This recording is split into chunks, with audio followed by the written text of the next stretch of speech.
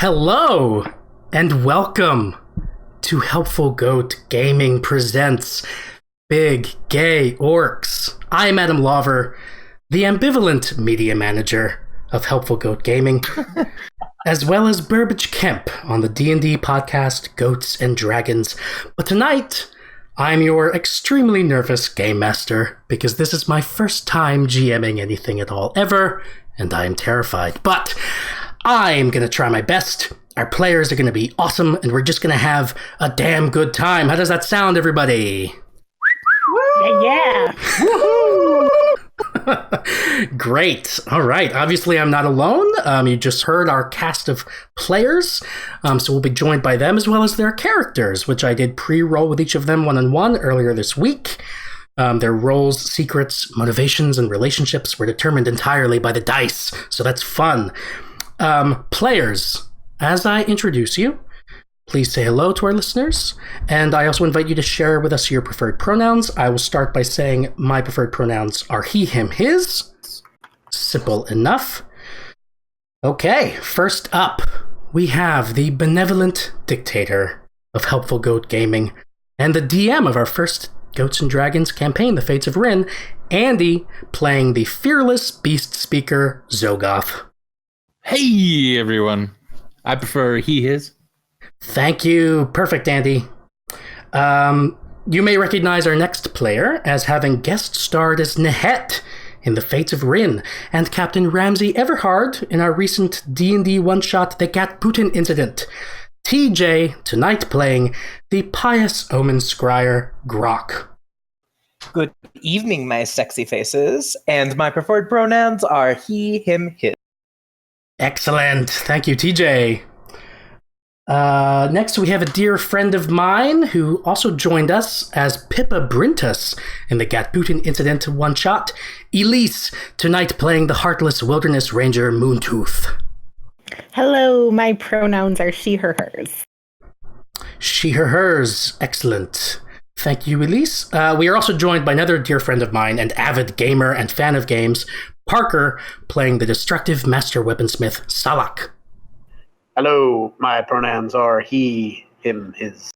Perfect, thank you, Parker. And our last two players are also good friends of mine, as well as very special guests from another D&D podcast called Pork Fried Dice. Katie plays Will on Pork Fried Dice, but here we'll be playing the destructive axe thrower sergeant, Kilnosh. How's it going, Katie? I'm super nervous. And my pronouns are they, them, theirs. Excellent. Thank you, Katie. And Eric, who both DMs and plays Nick on Pork Fried Dice, will be joining us here as the heartless omen scryer, Durath. Hello! That's me, Eric. Greetings. My pronouns that I use are he, him, his, And Sluglord. and Sluglord as a All right. Listen to Pork Fried Dice, you'll get it. Yes. Thank you, Eric. Those are our players tonight. Now, just a few announcements before we get started with tonight's game. First, Big Gay Orcs is a one-page role-playing game written by Grant Howitt. His RPGs are tons of fun, and you can check them out and support Grant at his Patreon page, patreon.com/GSHowitt. That's patreon.com/GSHOWITT. Please note that Big Gay Orcs is not technically Dungeons & Dragons. It is its own self-contained game with its own mechanics. Like I said, this is my first time GMing, so I really want to keep it simple. No huge playbooks, just a single page of rules that I'm going to try my best to follow, with maybe some minor modifications. Other than that, I expect this to be a very role-play heavy game, and my hope is that we'll all just have fun with it and go with the flow. Also, as I mentioned, Helpful Goat Gaming hosts a Dungeons & Dragons podcast called Goats and Dragons. If you enjoy games or role-playing or storytelling or even just having fun, please check us out. You can find Goats and Dragons wherever you find podcasts. The same goes for Katie and Eric's podcast, Pork Fried Dice. By the way, I have been listening to their backlog, and it is very enjoyable. Check them out. We at Helpful Goat stream Goats and Dragons here on Twitch, essentially as a live recording session of our podcast. So if you're interested, please do tune in for that. And finally, speaking of Twitch, we are affiliate, which means that you're able to cheer and subscribe to us. Furthermore, if you have Amazon Prime, you are able to subscribe to us for free through Twitch Prime. Super easy to link those accounts and get that set up. Thank you so much to those who do subscribe and follow the channel. We really appreciate the support. If you like what you're seeing, tell your friends. Find us on Facebook and Twitter. We love hearing from fans. And if we don't hear from you, we will be sad. Now, without further ado, let's begin tonight's game of Big Gay Orcs, or 1,000 Orchid Blossoms, a love story. Aww. Ooh, so fancy. There's supposed to be music. Okay. Oh, I must have disabled the music. Hold on. This actually is perfect. Wait. There it is. No. Good choice, Adam. Oh, wait. That's not it. 1 second. Big Gay Orcs, Big Gay Orcs, Big Gay Orcs. Oh my god. Big Gay Orcs, Big Gay Orcs, Big Gay Orcs. Big Gay Orcs, Big Gay Orcs, Big Gay Orcs. Oh my god. Where did you Big Gay find Orcs, this? Big Gay Orcs, Big Gay Orcs. Big Gay Orcs. Big Gay Orcs. Big Gay. So impressed. Okay. Okay. Yeah. I feel like I'm about to see an episode of Everwood. Some people will get that, others will not. Sing it. Most won't. I'm not doing the Everwood theme song right now. That's not what people are here for. Everyone's always here for it, Adam. Yes, exactly. We all are definitely here for that. Do, do, do, do, do, do. I'm just gonna do that part. Okay. There's a nice throwback shout out to all you calm people from school.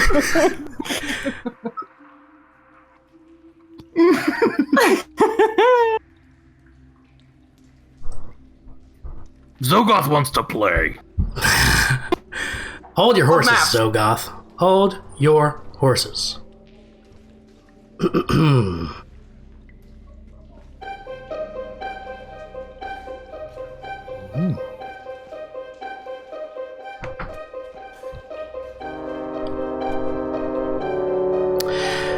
Night is falling on the Orc Fortress Slog, and in more ways than one.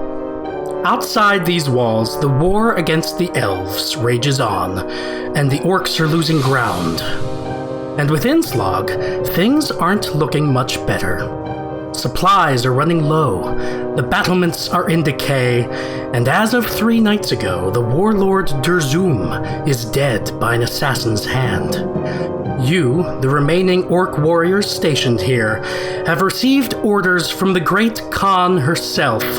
Slog is the last defense that stands between the armies of your enemy and your home city, Bosdra. Now you must sell your lives dearly. As part of the night watch here at the Fortress Slog, you have arisen after a day of restless sleep, fully aware that this may, and likely will, be your last night alive. As the sun sets, you see the fires of your enemy on the horizon and think of the life you've spent alongside the other orcs here. You wonder to yourself, can I tell them how I really feel here at the end of everything? Or is it best to leave such feelings buried even in the final hours before a warrior's death?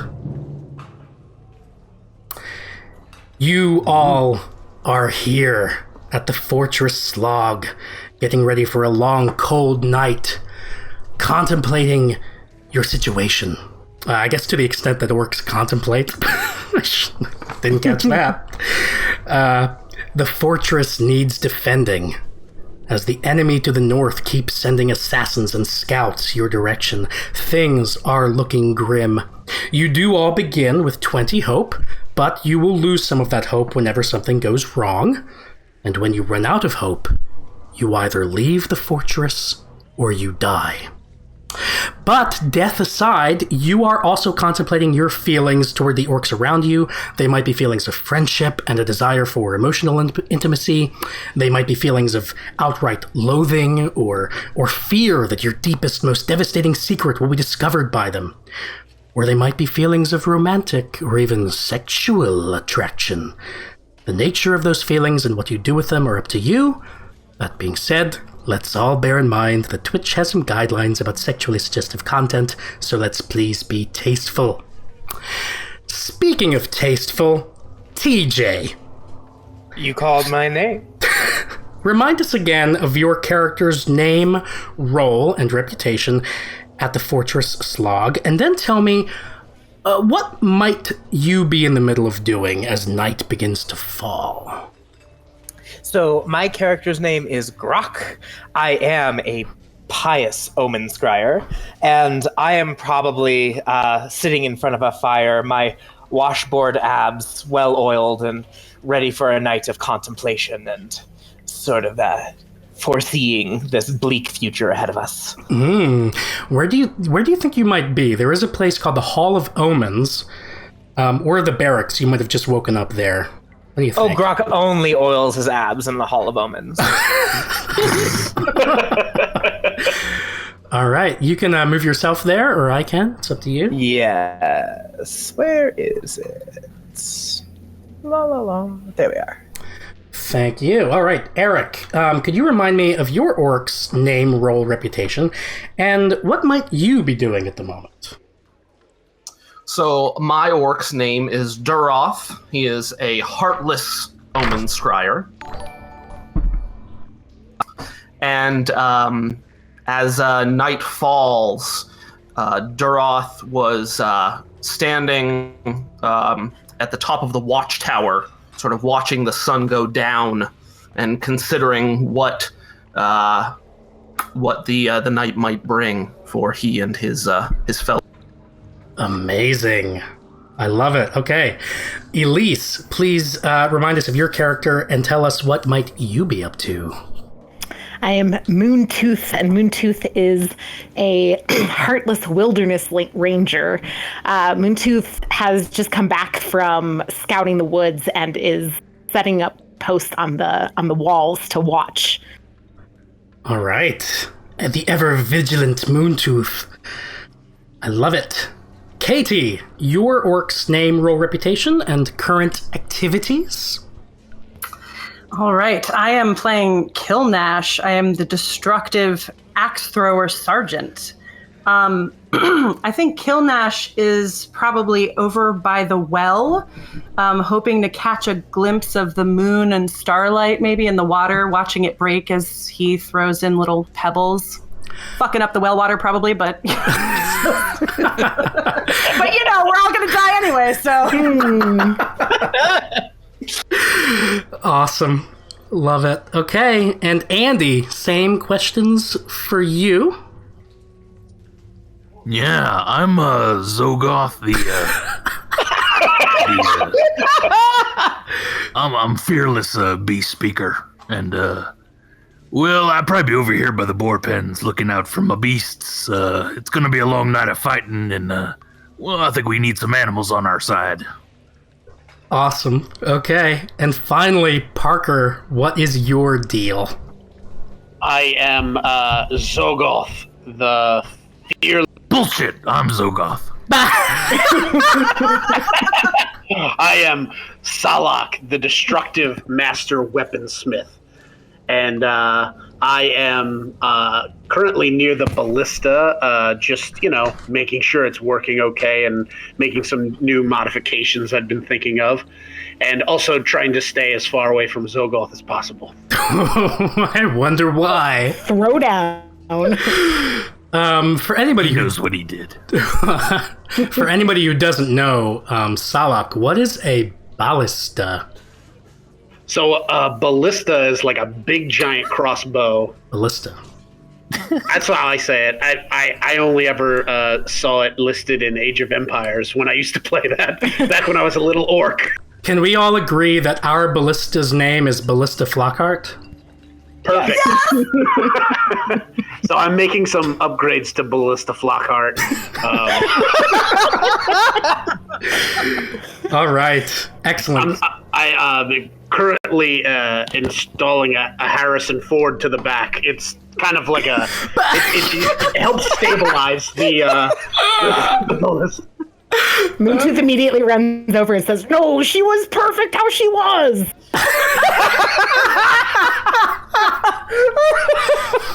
Well, if you think so, and I, take it back. All right. Thank you all. If you hear the patter of children's footsteps in the background, I apologize. I will beat them later. I'm kidding. I'm not going to abuse children. I don't do that. Wow. I've abused several of my children, and I personally found it incredibly traumatizing. So Jesus Christ. Thanks, TJ. I can always count on you to make it way worse than I ever could. Was that TJ or was that Grok? That was... Well, does it have to be? Might as well just say it's Grok.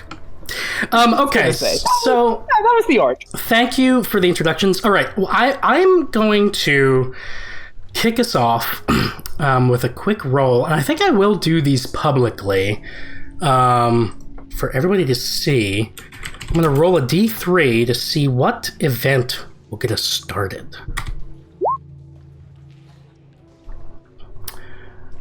A 1. Okay. So you're all hanging out in the fortress. And as you prepare for the night ahead, you all hear a commotion coming from the southern wall of the fortress. A small group has actually gathered and are looking up at a very old, very, very old orc who has climbed up on a parapet and seems to be making a speech of some sort. So Grok, it seems like you're there. If anybody would like to get closer to hear his speech, you are welcome to. And anyone who does, you see that this is one of the elders of the fortress, Tajug. He seems to be kind of riled up, and as you approach, and even if you don't approach, you probably can kind of hear from a distance, you hear that he's in the middle of this speech that he's giving, and he's saying, "What has happened to Slog? I'll tell you what's happened to Slog. Slog is no longer Slog. Slog is Slog." And at this, everybody, like all the orcs that have gathered, they kind of look around, they give confused looks to each other. And one of them goes kind of loudly, "Huh?" And Taju pauses, and then he gives kind of a wave of his hand, and he says, "Slog, S-L-A-U-G-H, is now Slog, S-L-O-G. It's a slog, because this war is a slog, get it?" Oh. And the group sort of nods. Maybe you do too. They get it now. They think so anyway. And Tajug continues, "And why is Slog a slog? Because Durzum was a dum-dum. Durzum, just go with it works."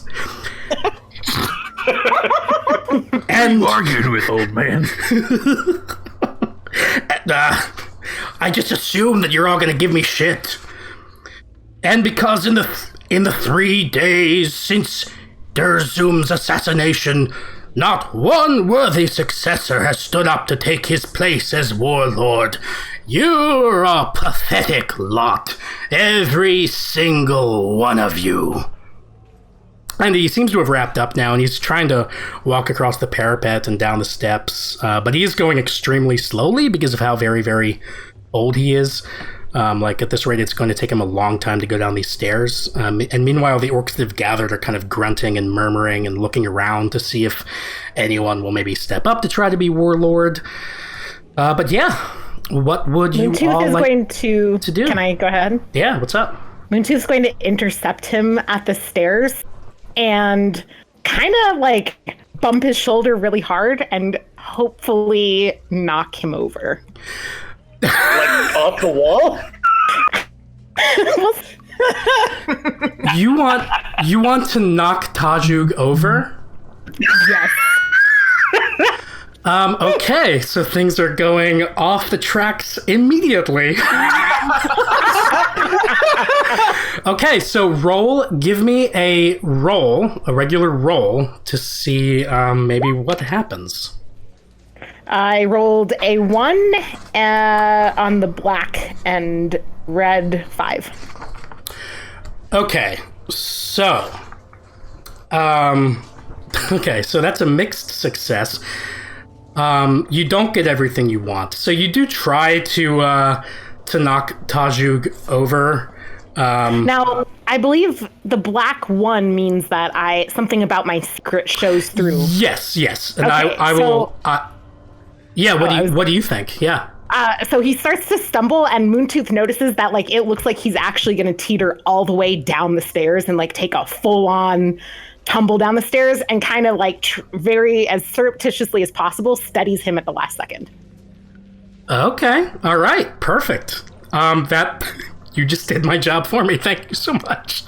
I mean, we get to narrate it, right? Yeah, no, that's perfect. Yeah, anything that. I mean, I will stop you from narrating if there's something that I want to narrate instead. All right. So you just saved Tajug from toppling off the parapet. Is there anything else you'd like to do, Moontooth? Yeah. So after kind of steadying him, like I kind of push him along to try and get him to go down the stairs, and I look down at the gathered and say, what's his name? Tajug? Tajug. Okay. Tajug stands here maligning all of us with his fancy spelling. What is he, an elf? Go back to work. And I storm him off. Zogoth steps up as you're kind of storming off and says, "Oh, but he's not wrong. Listen, we need some leadership in this place." That is what I am saying. Moontooth kind of lunges, like, you know, the little, like, fake out lunge? He does that to Tajug when he interrupts Zogoth. Tajug does not flinch. He just regards you with an icy, steady stare. And then he looks at Zogoth, as if to suggest that Zogoth should continue. No, I'm not saying I'm the best candidate for the job. Oh, I've been through 10 wars, 12 battles, 34 skirmishes, 75. Now he's doing math. Math spelling. Ugh. I'm just saying, maybe it's not so bad. One of us start ruling this place. If we don't have some leadership, we're as good as dead. Tajug will give an eye to the orcs who kind of called out. Like, I believe, was it Duroth who called out true? When that was Salak. Oh, Salak, okay. And then Kilnash was calling out Zogoth's numbers, and Tajug is paying attention to all this. And then he looks over to Zogoth, and he says, Zogoth the Fearless. Come up here and look me in the eyes, Zogoth. I mean, you could just come down here, and if you wanted. No, I really think you should come up here. You just seem a little unsteady all the way up there. Maybe it's safer, old man, if you just come down. I feel fine, and I'm going to use my orcish mage magic to just kind of make you come up here. Fine. You don't gotta do nothing. That's fine. Zogoth the Fearless declares his interest in being warlord of the Orc Fortress Slog. I shall look in his eyes to see if he is worthy. And Tajug is going to stare into your eyes, Zogoth, and I need you to do a roll to see how the stare down goes. Oh, neither die is above a 4. That is unfortunate. But also, neither one is a 1 or a 6. So I had so much fun scripted stuff that I just don't get to use. So Tajug has been staring in your eyes, and then he says, well, listen, do we have to abide by some old man looking deep in my eyes? Yes, I mean, we can all just agree. I am the eldest elder. But okay, Zogoth, all right, I hear your protest. You do seem worthy, perhaps, but tell me, Zogoth the Fearless, if you become warlord, what will be the first thing you do for the Fortress Slog? What is the one project that you think we should complete here at Slog? Well, that's simple. And Zogoth looks out over all the orcs and sees the champions standing tall, and he makes eye contact. What is some of the fearless animals of the animal kingdom? I mean, like a wolf, right? But wolves, they don't have things that birds have. Like eagles. So, I think my first thing would be to combine a wolf and an eagle into the most fearsome fighting creature orcs have ever known, and that's the Weagle. That's what I would do. Moontooth has to come back at this. So we're all up on the wall, right? Yeah, some of you are up on the wall, some of you are down on the ground. I mean me, Zogoth, and the Elder? Yes. Okay, because Elder Magic moved Zogoth up there. Started to, and then I think Zogoth just came up the rest of the way on his own. Just came up on his own, okay. Moontooth is going to try to kind of pull Zogoth aside a little bit and kind of quietly to him be like, we've talked about this, man. We've talked about this. The Weagle will never fly. No, it absolutely... Listen, all right? It's against the laws of nature. You and your wilderness rangers have not provided me with enough eagles, all right? Me and my wilderness rangers have provided you with everything we can. We're like halfway there, all right, with the Weagle. We just need more eagles, all right? So, if you could you're talking about leadership on the last night we have alive, man. You can't focus on the Weagle. If you want to win this crowd over, you got to focus on something bigger. Like a... No. Like a bear? Combine a bear with something? No. Something. Moontooth turns to Tajug and says, I think I can do better. And he kind of gives a sheepish look at Zogoth, like, sorry. Tajug will look back and forth between Zogoth and Moontooth. And then he will look to Zogoth and he will say, a Weagle? That's dumb. You're dumb. I'm not dumb. I'm the eldest elder of the Orc Fortress Slog, and I must say we can't have our warlord doing dumb, weird things like that. Pass! And he turns away from you. So I will say that Grok has probably been listening to all of this, and he'll sort of step forward somewhat hesitantly and say, we could try scrying for it. Sort of staring into the flames and seeing which would be the most portentous to lead us. Grok, I respect you as an up-and-coming omen scryer of Slog. And I think that that's not a terrible idea, but Moontooth has claimed an interest in being warlord. Moontooth, come here. Allow me to stare into your eyes. And Moontooth, you do a roll for me. 4-3. Oh, and what is a success? Is 4 or more. Yes, so I get what I want at a cost, or I don't get everything I want. All right. Well, since I don't have any of this scripted, Tajug says, "Yeah, all right, you'll do." Bullshit. That's bullshit. Shut up, Zogoth. I just look at Zogoth and shake my head and go, "Weagles." Ugh. But Moontooth, you are reputed to be heartless. Is that right? Yeah. Okay.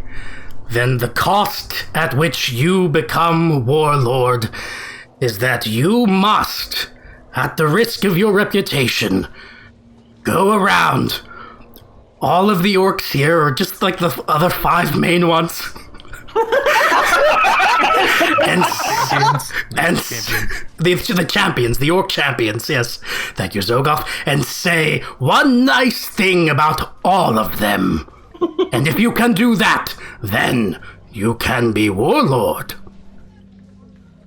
I look at the crowd and try and kind of gauge what they think of Tajug's demand here. 3 cheers for not Zogoth. 3 cheers for not Zogoth. Yes, hip, hip, hip, correct. Zogoth's gonna walk away. Aww. Yeah, how does Zoroth shouts down from the watchtower, "You can do it, Moontooth!"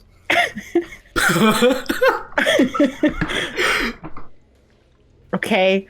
I mean, that's kind of a really weird... Are you sure you're not an elf in disguise? I mean, we're orcs, man. Like... But okay, I guess. This is because you are heartless. You must demonstrate flexibility around your reputation in the interest of leadership. I look at Zogoth and as he's like walking away, and I'm like, would Zogoth have had to show fear? I'm kind of confused. Look, I can show you my notes later. Yeah, okay. So who's next to me? This is Grok. Yes. Okay, hang on. Gotta. Hey Grok. Sometimes you talk about all the cool ideas you got for omen scrying, and I don't know, it's kind of cool usually. And I look at Tajuk and kind of look for confirmation that was good enough. He'll give you a nod, a stern nod. Okay. Grok will sort of look at Moontooth and say, I think you have nice eyes. Thank you. Moontooth is very kind of taken aback and just he finds Killnash.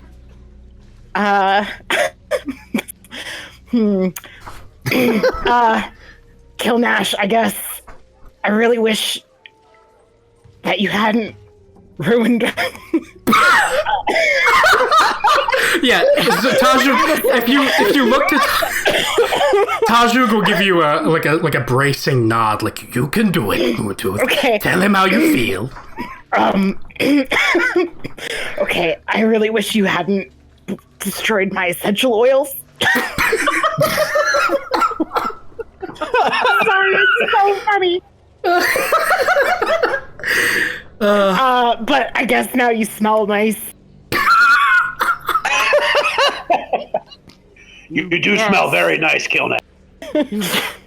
You guess. Yeah, okay, you smell nice. Until the supply of oils kind of wears off your skin, you probably will for a while. And walks away. Okay. That's as much as Moontooth could stomach on that one. Finds Salak. Yes. Thanks for the axe you made me that one time. It still works. Great.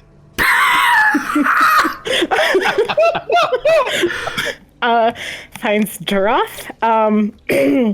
And When you walk up to Duroth, he immediately reaches out and grasps your forearm in like that like overextended like handshake. Yeah. Okay.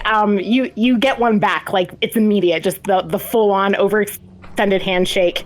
And he said, "You've led our people well through your omens, scrying, and thank you." You'll be a fine warlord, Moontooth. And he just holds on for a little too long. Moontooth kind of like starts to pull his hand away. He's like, okay. And when he's free, he'll find. Let's see. I can't see the thing over my notes. And I hope it's okay that I stepped up when Tajug wasn't going for your bid there. I wish I could teach my boars to give people the middle finger.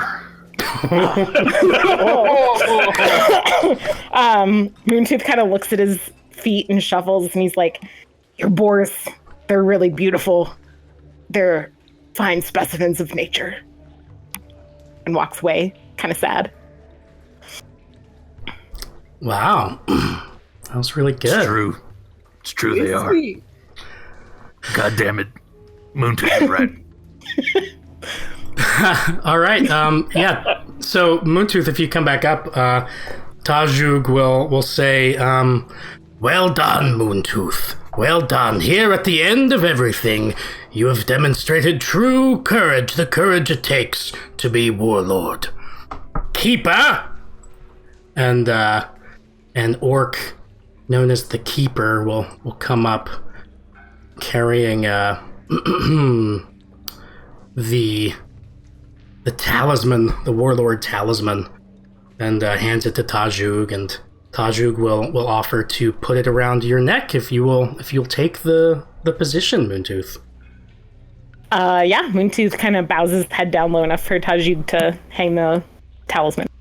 Great. Tajug puts it on you and says, "As eldest elder of the Orc Fortress Slog, I hereby declare Moontooth to be the warlord of Slog.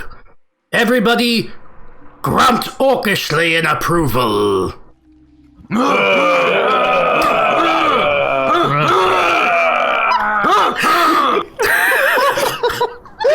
Oh man, okay. Moontooth looks at the talisman and goes, "Oops."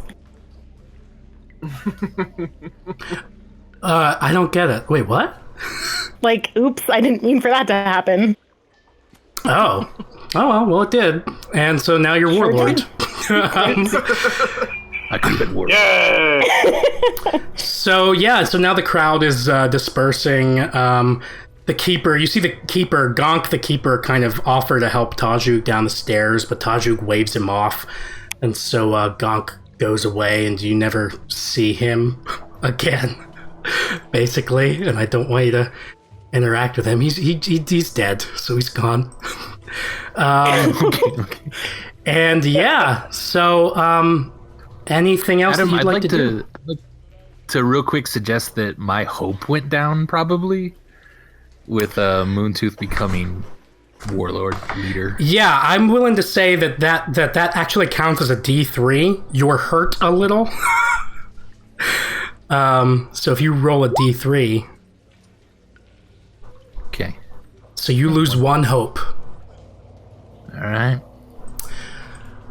All right, what's everybody else up to as the crowd disperses? Again, the evening is starting. It was 9 o'clock when we started, and an hour almost has passed. So you do feel like maybe you should defend the fortress. But if you want and have anything else you want to do quick before the hour passes the rest of the way, let me know. What does... Sorry. No, I finished up the ballista and moved over to the catapult to begin some other modifications that I had for it. Great. Okay, cool. Grok probably would have gone to Zogoth, and he probably would have said, I think you would have made a great warlord. Right? He's sort of, is Zogoth kind of sad looking? A little bit, yeah. Right now he's shoving an eagle in a room. This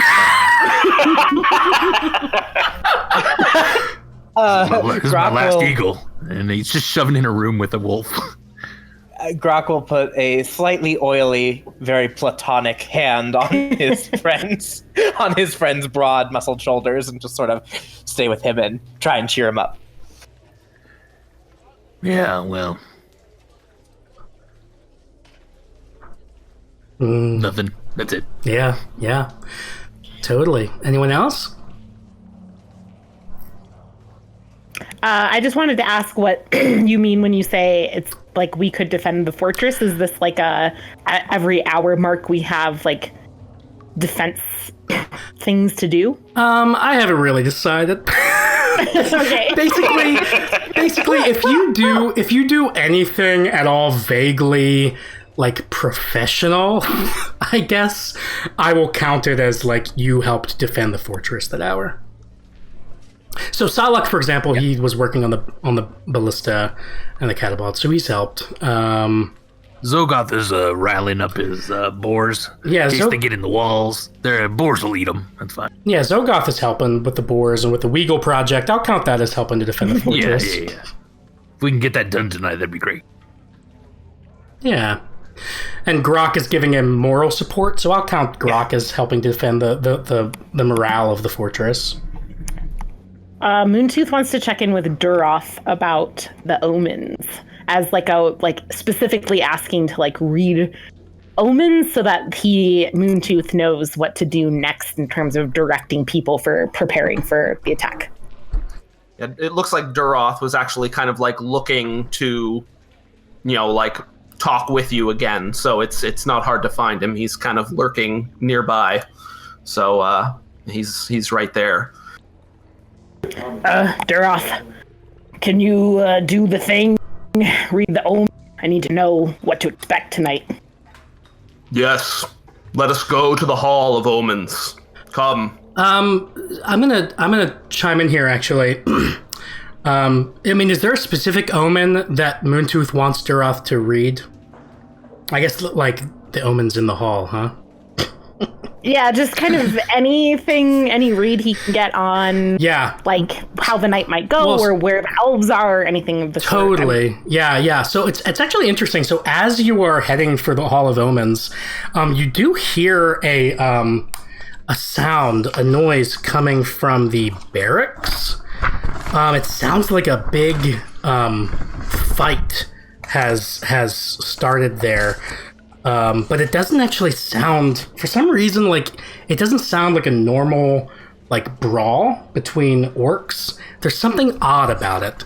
And if you were already kind of, like, thinking about omens, you might actually feel like this sounds like a weird kind of omen that you might want to investigate.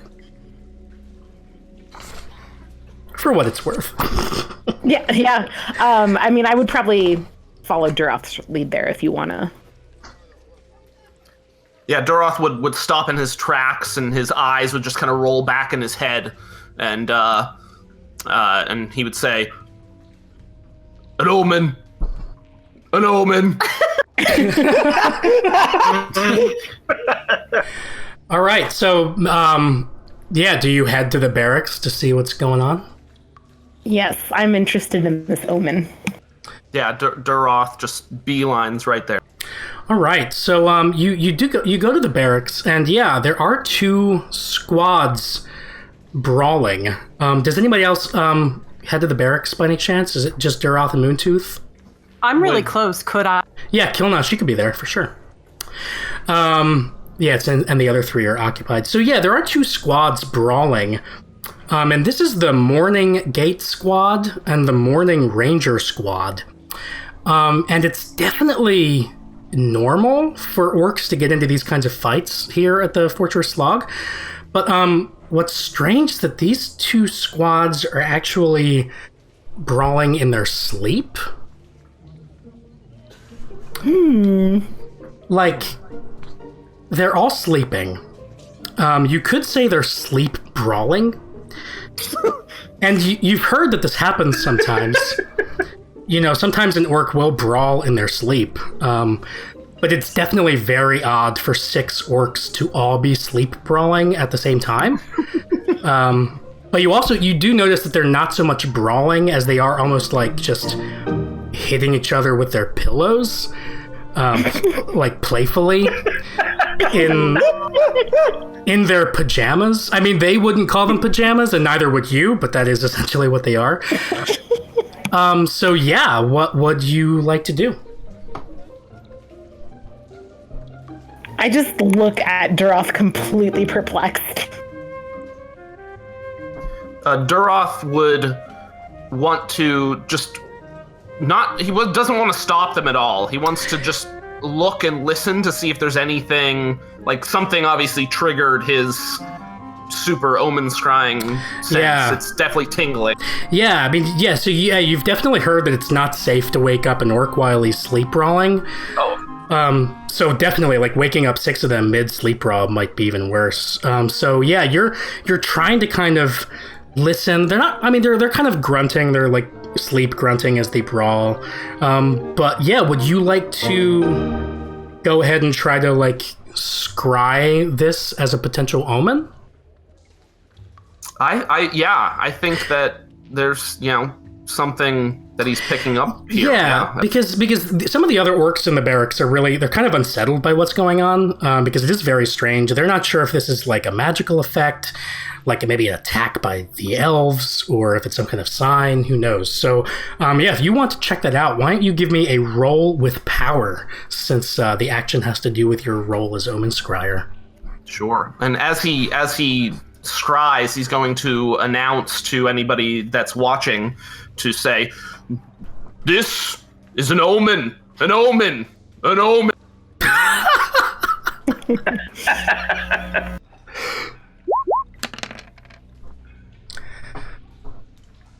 Okay, so 2 dice have shown 4 more, and the secret die has rolled a 6.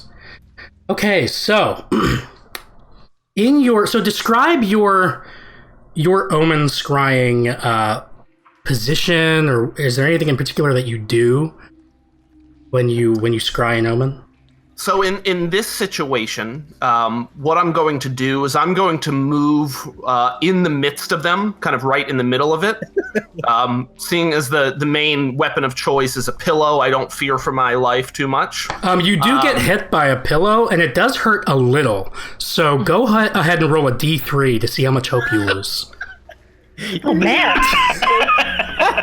Pillow fight. So to roll a D3... you got it. So you lose 1 hope. I'll go ahead and put it in, and go ahead and continue describing what you do. All right. So, what Duroth does to scry omens, his right thumbnail is about 3 inches long and sharp, like razor sharp. And what he does is he puts the tip of his thumbnail into the flesh of his left forearm and slashes a deep gash into his skin. And he begins the blood wells up, and he just sprays it over the combatants of this this brawl, this sleep brawl. And then he reads the pattern that results, whether it's on the pillows themselves or on their faces or on the floor. All right, so, okay, interesting. So the Morning Gate Squad, Zunug, Ugat, and Bugrash, and the Morning Wilderness Ranger Squad, Orgoth, Torgon, and Gwarg, are all covered to some degree in your blood. And I just wanted to say that to show that I had their names. Okay, so... Fancy. So you're in a kind of trance as you begin to read the blood spatter. on these sleep brawling orcs, and you see with perfect clarity, Duroth, that this bizarre sleep brawling pillow fight in front of you is almost certainly an indicator that there's a lot of repressed masculine sexual energy in the fortress log. And for one reason or another, it does seem to be bubbling up to the surface tonight. However, since you rolled a 6 with your secret die, when you come back out of your scrying trance, you see that you've actually painted something. Like, during your trance, you went up to Orgoth and actually kind of, like, painted this really, like, decent-looking picture on his cheek. And it's a surprisingly accurate self-portrait, despite its size. Like, it's only orc cheek sized, but it's an accurate self-portrait of yourself, with a single tear running down your face in this portrait. And everybody kind of got a chance to see this while you're in the trance. So your secret has actually shown, and anyone currently in the barracks can take a mark on you. So Kilnash and Moontooth can go into your character sheet and say that you have a mark on Duroth. Got it. And I can do that for you, Kilnash, if you want. As a reminder, everyone would have one on Zogoth too, since he failed his looking into the eye. Maybe. I don't think you didn't roll a 1 or a 6. Yeah, you didn't roll a 1 or a 6 on either of your dice, though, did you? Oh, I thought it was lose. No, if no dice show 4 or more, you don't get what you want, and something goes wrong. But only on 1s and 6s do people get marks, which means you would actually have marks on Moontooth because I rolled the 1. Oh yeah, that's a good point. So everyone who was watching the selection of the new warlord, which might have been everybody, has a mark on good me. catch. Thank you. So I'll go through and make sure everybody has a mark on Moontooth as well. But in the meantime, Duroth, you come out of your trance and you see this self-portrait of yourself with a tear going down your face, on the one orc's face, Orgoth's cheek. What would you like to do? He sees that and he sort of starts a little bit and says, that's part of the omen. That's not a tear, that's my blood. Blood will be spilled. It may be mine in battle. And he wipes it off the orc's face. Okay. Moontooth, Kilnash, any responses to what you've just seen? Oh, I am very upset that he wiped it off. I was like, I wanted to capture it, but yes, I'm definitely.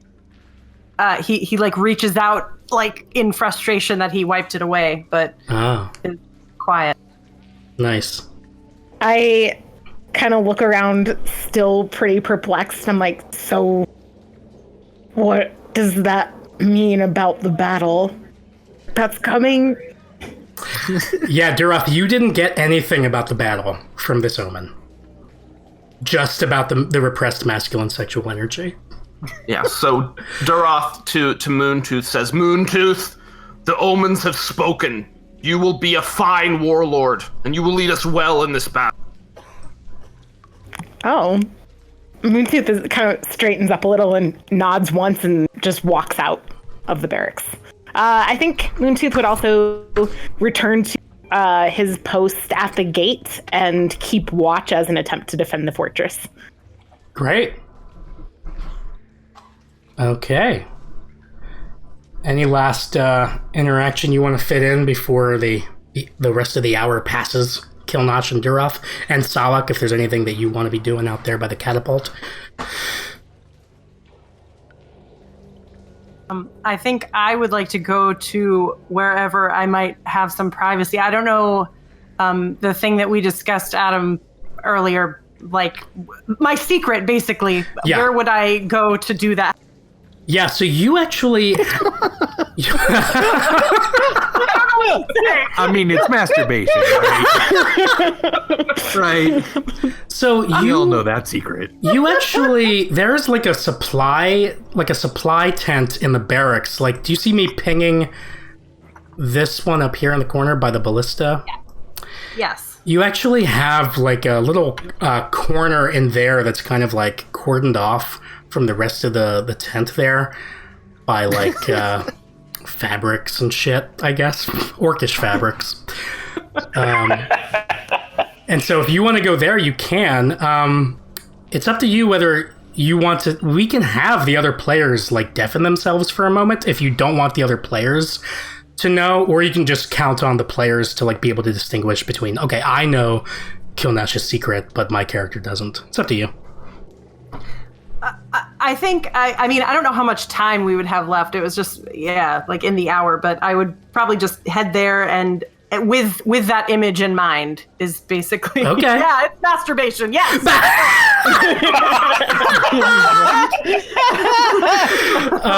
yeah. Amazing. All right. So yeah, you're over there doing that. Perfect. Okay. Well, so yeah, Salak, do you want to do anything else? No, I mean, I was just working on the catapult, but right. I don't need to do anything else before the hour's up. Awesome. Okay, so the hour passes. I'm going to now roll a D4 to see what happens next.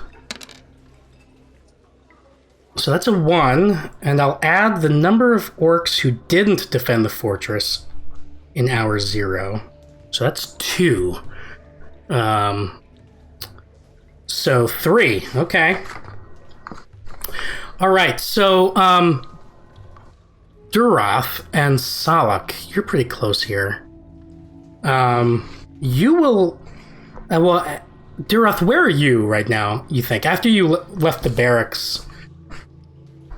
Would you have been heading somewhere in particular? Yeah, I mean, after that sort of reveal, sort of shaken with that, he might have just been trying to just kind of walk it off, maybe go away from Moontooth and Kilnash, who saw it, so they're kind of in the northwest, so he'd be just heading just away right now, nowhere in particular. Okay. Yeah, so yeah, you head away. Let's say that Salak, you're working on the catapult there as the hour of 10 o'clock strikes. This is not actually it's not going to line up with real time the whole time. Perfect. So Salak, you actually hear a voice from the southern wall of the fortress. The voice says, "You there? Hey, you!" Who? Me? Yes, you! And if you look over, you do see that you can see from where you are. You see that it is Tajug, and he is still making his way down the stairs. God,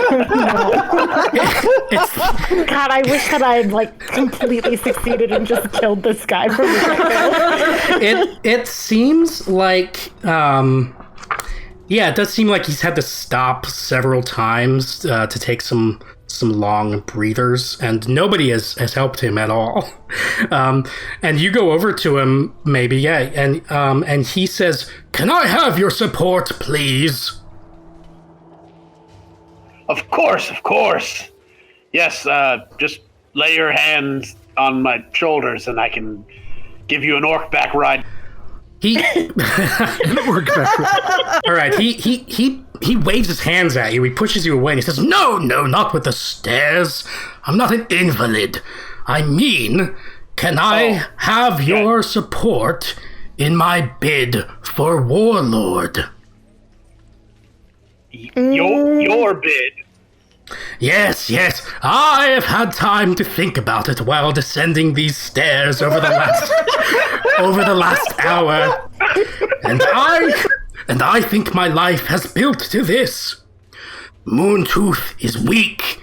I am strong. I, Tojug of the Magdud clan, at the ripe old age of 50, am now finally ready to fulfill my and at this point his body sort of slumps over slowly and does lean against you. It appears that he has fallen asleep. What would you like to do? So I would like to, just I go to gently wake him, but because of my destructive nature, I maybe jostle him a little bit harder than I intend. And I don't know. We are on the stairs, so I'm not sure what might happen. But I do try to wake him up. But I'm a little bit heavy-handed. Sure, it's actually, it might have been hard to wake him up if you hadn't kind of jostled him a bit extra hard. And so he's like, what are you doing? You know what? Never mind. I don't need your help. And I can move perfectly fine on my own. You just wait. Once I get down these stairs, I'll head straight over there and kill Moontooth myself. And then the reign of Tajug the warlord over the fortress log shall begin. Now get! Oh, okay. Sounds. I'm gonna like slowly just make my way over towards Moontooth then, and just yell up that within a couple hours you might get attacked. What? Attacked? You mean that? No. Tajuk, the old guy. He's gonna try to become warlord, and so he's gonna kill you and then maybe usurp the role or whatever. So, whatever you want to take with that, I don't care. I just thought you should know. Moontooth, nods as he watches. I already start walking away. Yeah, no, he's watching you leave and nodding with an impressed look on his face, and then he goes, "I knew Tarjuk would betray me."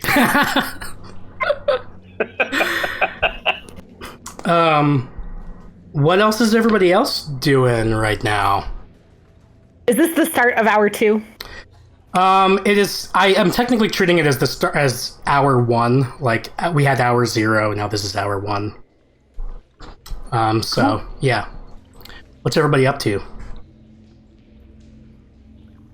Well, Zogoth, been talking to Grok here, and Grok, we used to look for these eagles and wolves everywhere together, and well, now we don't. You killed all of them. There's no more. Oh, is that why? I thought you didn't like me anymore.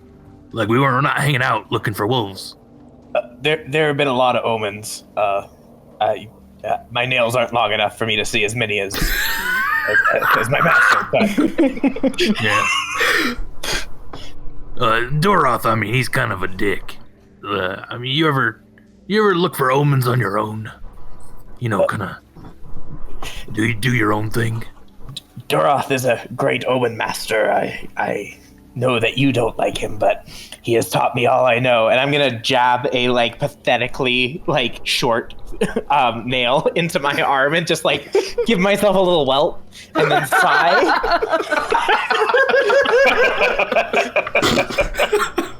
Yeah, well, that's what I'm talking about. You don't have to cut your arm. You think that's I could what cut Doroth. Another part? I guess blood is blood, right? I'm gonna try scratching my leg. Whatever, Grok. It's up to you, man.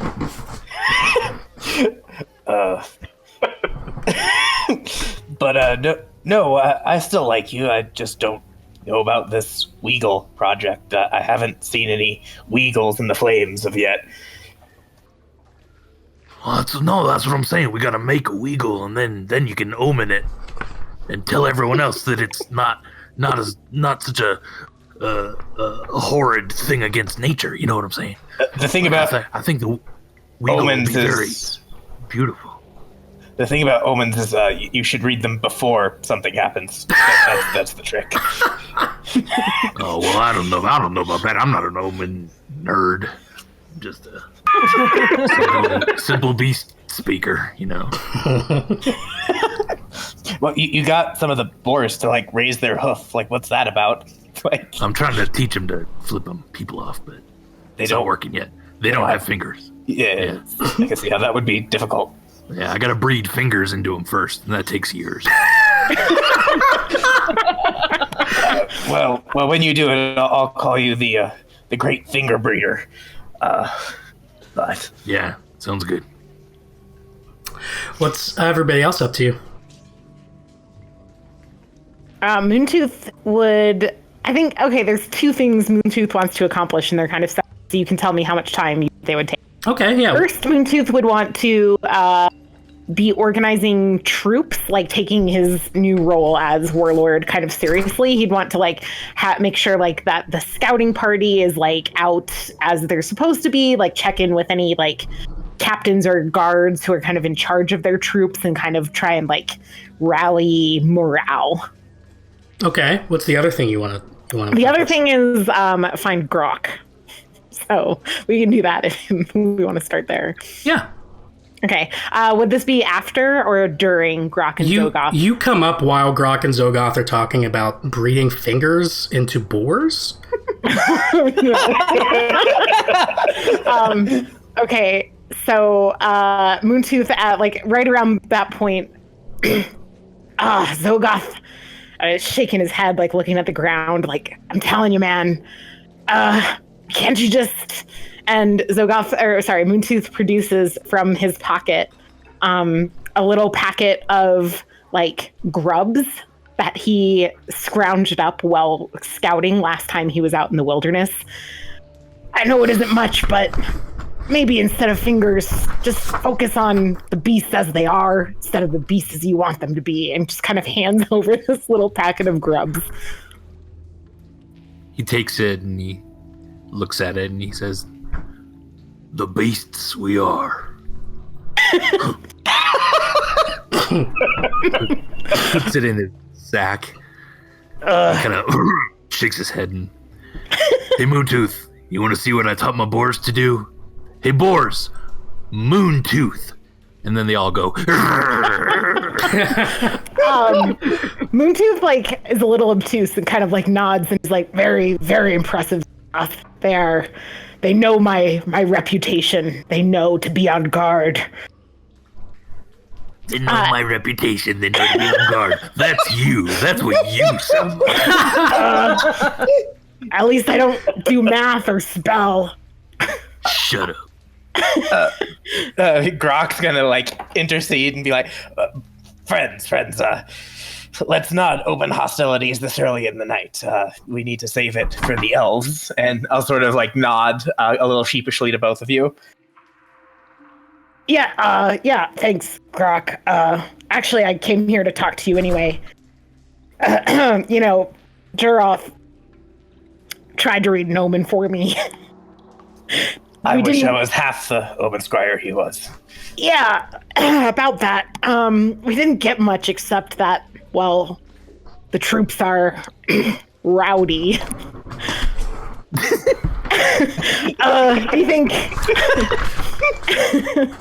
Do you think maybe you could try something different?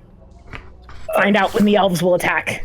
Yeah, let's go to the Hall of Omens, and Grok will sort of traipse over to the Hall of Omens and sort of beckon you with him. While you guys are headed for the Hall of Omens, I'll return to you. But what is going on with Kilnash and Salak? So I went over towards the well after finishing the catapult, and I in the air I could smell a waft of essential oils, and so I knew Kilnash was nearby. So I kind of floated over almost like following a pie or something on the windows.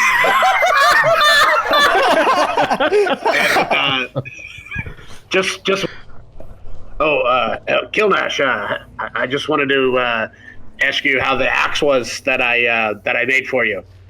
See if it was good or if it was working okay. It works okay. Good. I was hoping I tried some new things on that one, and I was hoping it throws better. It should have had some pretty good balance. Or Right. It's functional. I'm going to turn back to what I'm doing. Yeah.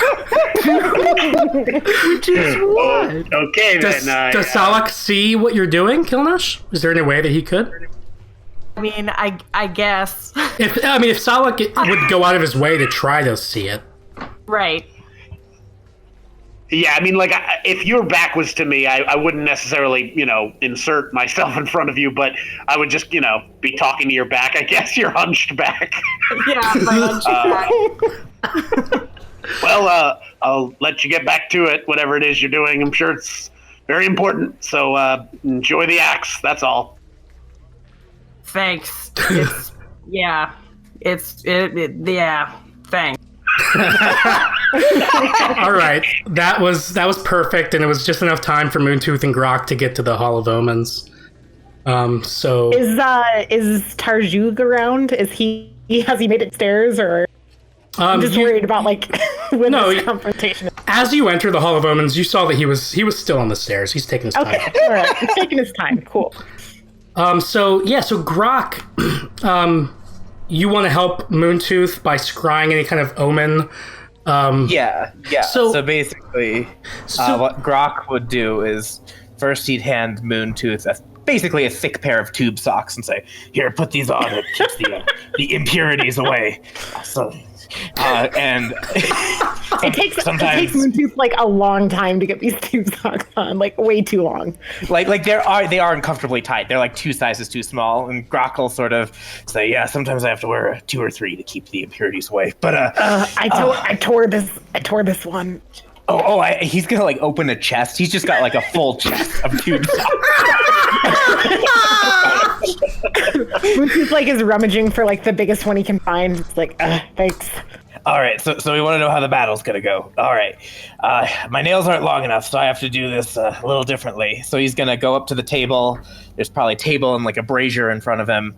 Brazier's got these roaring flames, and he's going to stand up very straight in front of the table and then just throw himself forward and break his nose against the table. Oh my god! And then immediately rushes. Oh, you've seen him do this before. This is how he does it.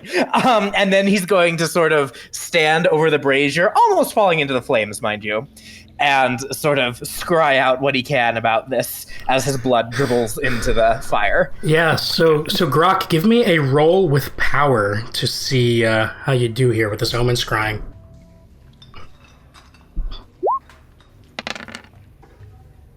Nice. All right, 2 dice, 4 more. So you're looking into the flames, basically? Yeah, I'm sort of staring into the flames, half catatonic, because let's be fair, I just gave myself a concussion. But yeah, it's sort of just waiting for the visions to come to me. Yeah, so you're looking into the flames, and you actually see 6 orcs sleep brawling, having a pillow fight.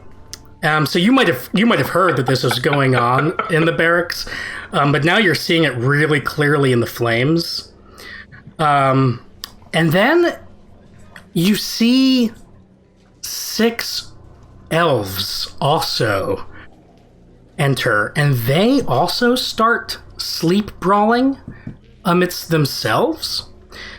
And then the 2 groups actually kind of start to intermix, and everybody's sleep brawling. And you definitely get the sense that there is a lot of repressed masculine sexual energy just kind of everywhere. And for one reason or another, it does seem to be bubbling up to the surface tonight.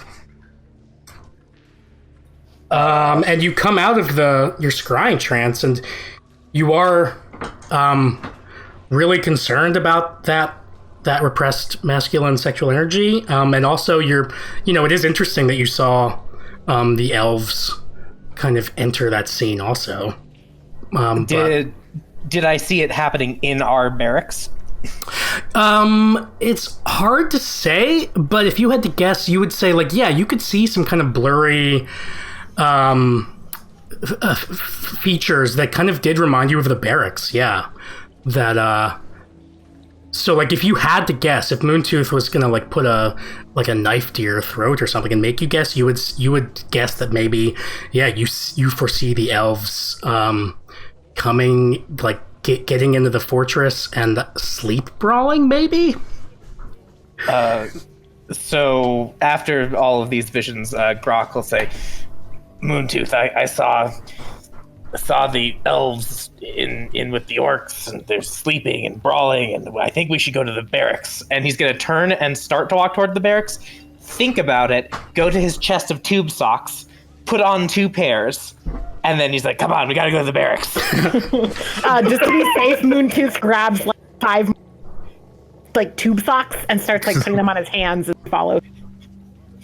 Good thinking. All right. So yeah, Croc will sort of hurry off to the barracks with Moontooth in tow. Okay, so you're heading for the barracks. Duroth, what have you been up to since you had your moment in the barracks? So, Duroth was intending to find a quiet place to maybe scry a personal omen for himself. But then he saw Grok. He caught sight of Grok coming out of the boar pens with Moontooth. And after they sort of went off in the direction of the Hall of Omens, he wants to go up and confront Zogoth. Okay. Yeah, you can do that. That sounds awesome. So he gets right up in your face, Zogoth, and he puts a big, thick, muscular finger right on your beefy pec, and he pushes in and he says, "What were you saying to my mentee? That's how you come in here? You come into my boar pens like that, with that kind of energy, right?" Yes, that is how I come into your boar pens. I could just feed you to him if I wanted to. Why don't you try again? Poke me in the nipple again and do that.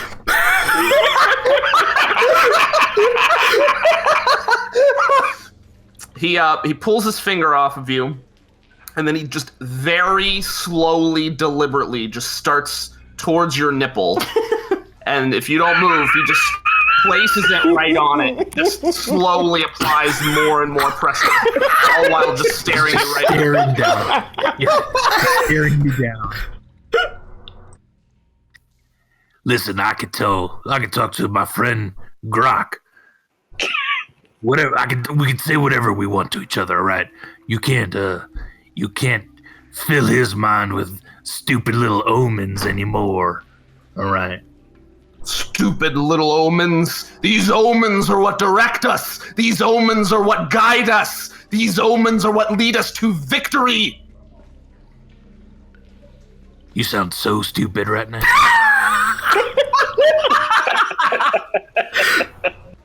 You're trying to ask like Santa Claus for a favor or something.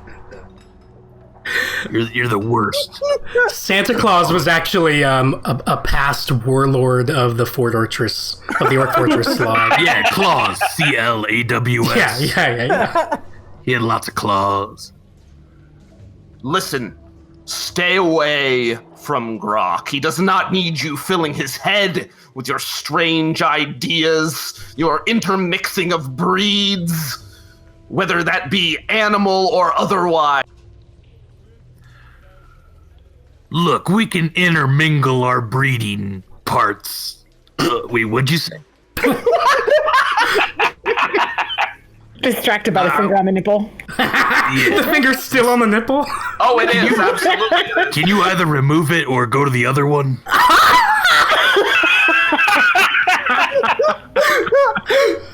He drags it across your chest to the other one, keeping pressure on, and then drills into it. All right, now.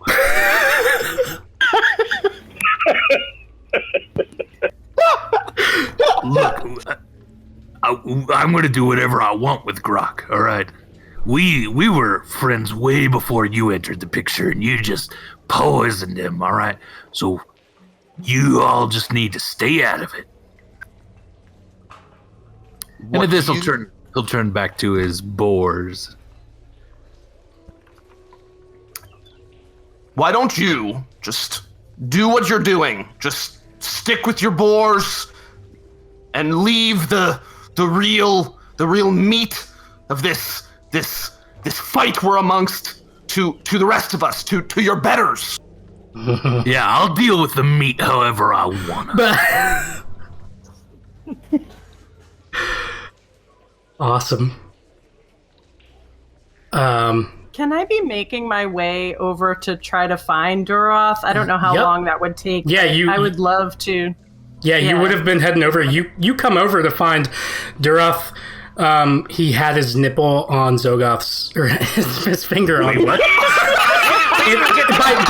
By this time, it has escalated, and Duroth's nipple, like he's gotten Zogoth to turn back around, and Duroth's nipple is on Zogoth's nipple, and they're just staring each other down, and they're kind of like moving it like side to side, and like so that Duroth's left nipple is on Zogoth's right nipple, and then like is that canon, Duroth and Zogoth? Oh yeah. Oh no, totally. I mean, I thought that. I didn't think I had to describe that. Yes, of course it is. Obviously, right. Of course. So that's what you come up. They're not even talking at this point, Kilnach. They're just doing that. Hello, everyone. Duroth, Zogoth. Am I interrupting something? Yes. I mean, obviously, right?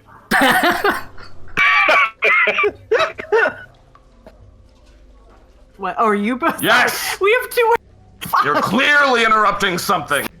Yeah. Well, you're like fang to fang here. I mean, you need something, Right. Kilnash? Yes, I need both of you to. I see this all the time. Guys, step back. I'm going to put my hand, if I can, in between them, in between their nipples. Yeah, you fit it in. You're able to wedge it in. Like, they're pretty close, but you're able to put your hand in between their chests, and now both... But I'm not shoving it. I'm not shoving it. Yeah, no. It's really... I'm covered in essential oil, so it's... You are lubricated. Your arm is lubricated by essential oils, and it just slides right in real easy. And now both of their nipples are touching either side of your arm. Perfect. This may be our last night. We need to stop this. Both of you are too important, and I need to show you something. Duroth, specifically, this was for you, but I'm glad that Zogoth is here.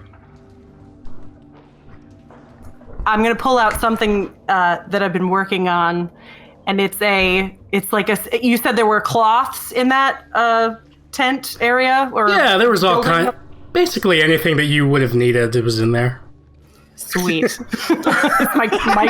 a Michael's craft store. Yeah. Well, I pull out, it's like a bunch of cloths that I've covered in. My plan was to, this is internal, but my plan was to kind of give them to Duroth in secret. So it looks like just a bunch of cloths that I was going to say that you can use these to help with the bleeding after you've scryed your omens. But I just want you to look through this, and I'm going to hand it to you. And inside are a bunch of, actually you will recognize them if you kind of move through them. It's like reproductions that I've painted in blood of some of your omens that you've seen, some of your blood patterns, including the one that I just saw with you with the tear. And one of them, I'm going to turn specifically to it and be like, boys, men. I don't know what they would call each other. Orc folk. Boys my to orc men. brothers. You'd call them boys to men. Boys to men. See here. I know you thought you seemed to have trouble with this omen the other day, but if you look at it, both of you, it is a weagle. I think that will give us that shows us there's a connection between both of you. Zogoth's eyes are so wide right now. This was a few days ago. Did you see this, Zogoth? No, I didn't see that. And I'm gonna look is that a Weagle very right closely there? at their eyes. Yes, look at it. Is that the wings right there? Oh God, it's beautiful. There's no way that is a Weagle. I mean, it's gotta be, right? Well, what else is it gonna be? Duroth with all your stupid sightseeing of the omens? It's probably a picture of. It's not a Weagle. It can't be.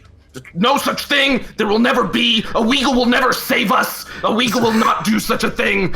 It will never be the hero of our battles. So Kilnash, what were you trying to accomplish by giving this to Duroth in front of Zogoth? Like, do you have a particular goal that you're trying to achieve? Well, I'm basically trying to get them to get along a little better. All right. Well, let's actually do a roll for that. Let's do a regular roll, and we'll see what happens. You do have a mark against Duroth, so why don't you do a roll for Duroth? A roll with power. Let's make that one a roll for Zogoth. And now do a roll with power for Duroth, since you do have a mark against him. Ooh. Wow. Dang. So that is, that's like a double. So like, yeah, so as much as Duroth, like, yeah, you're really resistant to the Weagle thing. But there's something here that it does move you in some way, right? You must agree. As in, I mean, you must agree. GM. And before we role play the next moment, I will say that I do think that by the end of this interaction, both Zogoth and Duroth, I'm going to have you guys take a mark on Kilnash. Not at the beginning. Okay. But at the end. So let's remember that. And Kilnash rolled a reputation 6 on his roll against Duroth. And so Duroth,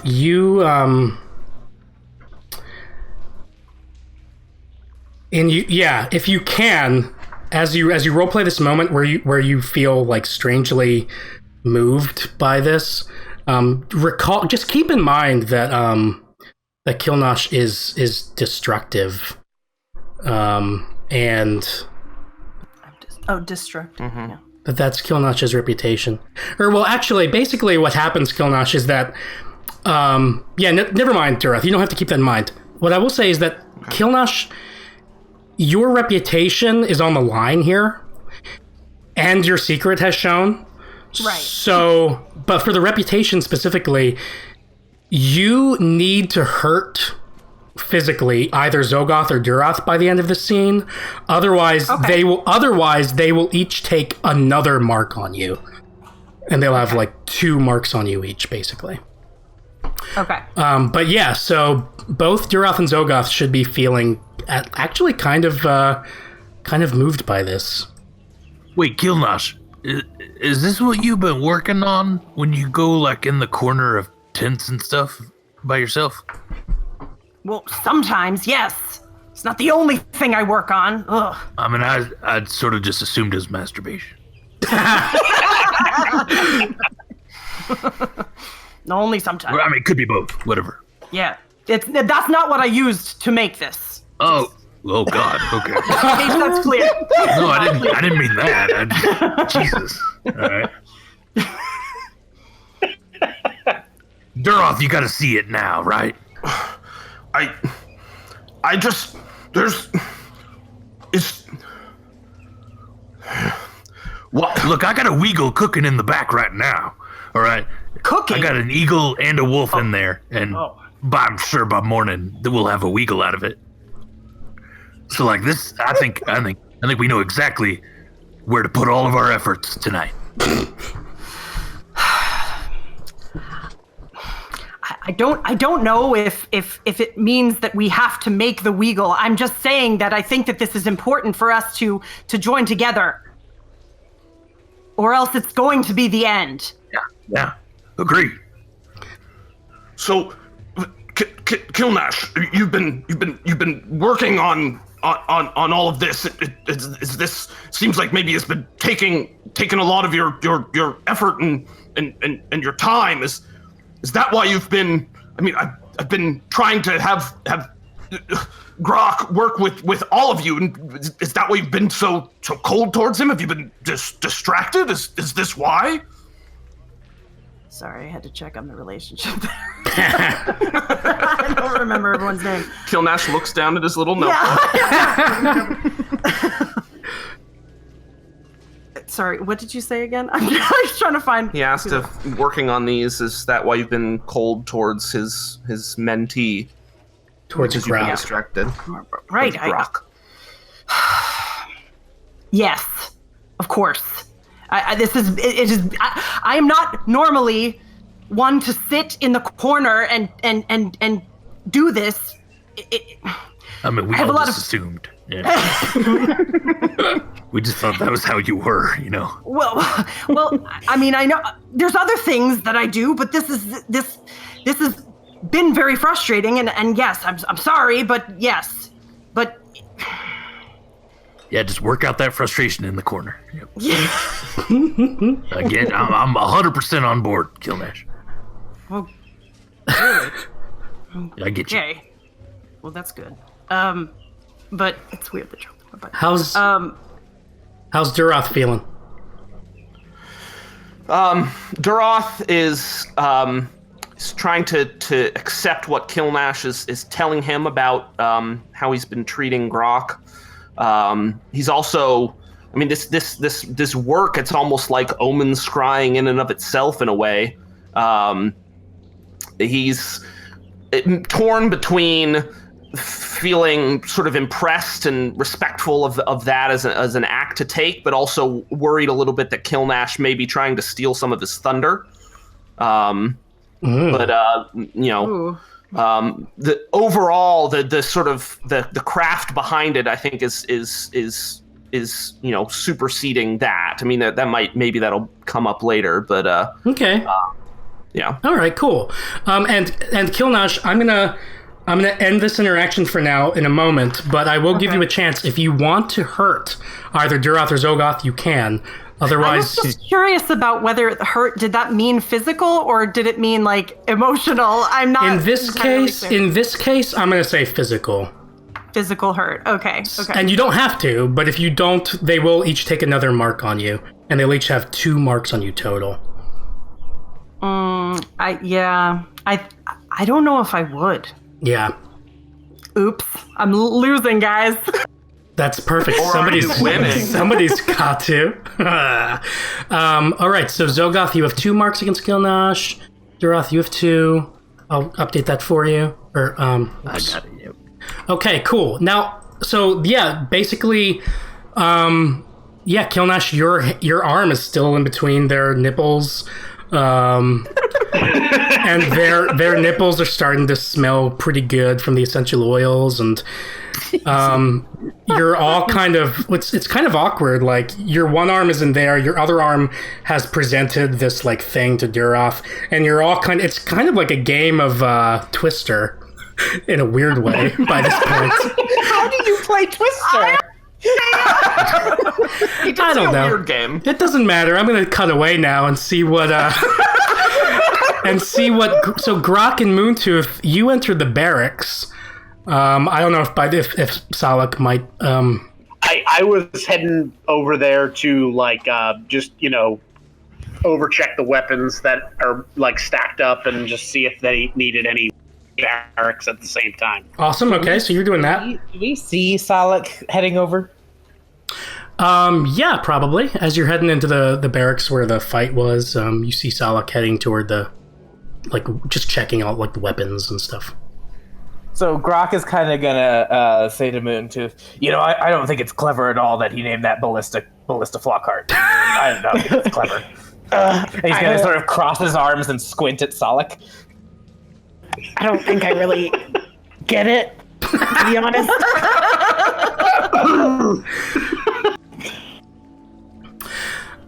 All right, so I don't know if Solak heard that. That wouldn't have been... Was it really loud? No, it was kind of like a whisper. Okay. And Grok actually looks like he didn't want Solak to hear, but he is kind of squinting at Solak. Okay. All right, so yeah, you guys head into the barracks, and the orcs are still sleep-rolling in there. Are we talking like scantily clad orcs? Like just kind of... Yeah, whatever orcish pajamas would be like, I guess. Like, so loincloths. Yeah, loincloths, basically, yeah. Okay. Okay, so do I see any elves? No, there aren't any elves here. This is an orc fortress. Well guarded. That's true. But I'm going to turn to Moontooth and say, my God, we can't let them do that. Quick, you're protected. I'll point at your socked hands. Slip your socky hands between their bodies while I minister to them. Maybe we need to join to figure out why they're doing it. Like, if we participate in the brawl, we might get insights into why they're brawling. Moontooth, you truly are a war chief to be remembered. You are so brave to go into the dangerous fray. I will sing to protect your soul as you venture forth. And he will start singing Dancing Queen in Orc. Moontooth, to prepare himself, pulls on, so he nabbed 5 more things, so tube socks. So he has 1 on each, and then he kind of rips them and like stuffs them under his armor so that like as much of him as possible is covered in tube sock, because he very much believes Grok that this is going to protect him, and then grabs a pillow and joins the fray. Yeah, all right. Great. They are all asleep. And as far as they know, you're just another sleep-brawling orc. You start to kind of engage in this pillow fight with them. I am definitely making awkward eye contact with Grok and trying to do this in a manner that entices Grok to join. Grok is sort of nodding encouragingly, and he sort of gets it after a while, and he's still singing really awkwardly, but he sort of starts shuffling forward, like inch by inch. Oh, nice. Can we make this like a make out roll of like Moontooth is trying to get Grok into the fray? Yeah, let's do it. So instead of defending the fortress, you are doing that. so like I do have to roll for that, right? Yeah, so but let's hold off, because basically, so Grok, are you able to join? Or so wait, what were you thinking, Elyse? That you're rolling to see if you get him into the pillow fight? Yeah, because I'm trying to. Grok is super nervous, and he's like sort of coming forward, but yeah. Yeah, so this is me trying to entice Grok into the pillow fight. So you do a roll, and do you don't have any marks on him? No, so there's really not much purpose to this roll, to be honest, because I haven't. And so here's the thing: Grok does have a mark against you. Okay. So that might factor into it. He also gets another mark against me because I rolled a 6 on the black. Yeah. So yeah, also, I am watching as well, like from the side of the barracks. Yeah, Solak is actually like them. Oh, that's right. Solak was checking you also get the mark. Yeah, Solak was checking the showers in the barracks, so he's peeking out from where the group shower room is. Okay, so I was looking at the weapon. Yeah, well, there are weapons. You store some of the weapons in the shower room. Weapons. Yeah. They're orcs. That makes sense, actually. Yeah, totally. Okay, so yeah, your reputation is as heartless, right? Yes, but I rolled black 6. So Oh, the I think secret. it's my secret. So like, Yeah. essentially, as Grok, so I succeed in getting Grok to join the fray, right? But Yeah, totally. Actually, sure. yeah, but at a cost where I don't get everything I want. So I can. You decide. But I was gonna say, like, we're getting into this fight, and we saw that the pillows do damage if people. Yeah, I was gonna do that. I was gonna do that Okay. anyway. So basically, yeah, the cost is. So it seems like Grok was approaching nervously, but you do get him to participate in the pillow fight. But immediately both of you get hit by pillows, and it does hurt a little bit. So you each roll a d3 to determine how much hope you lose. And that's /roll space d3.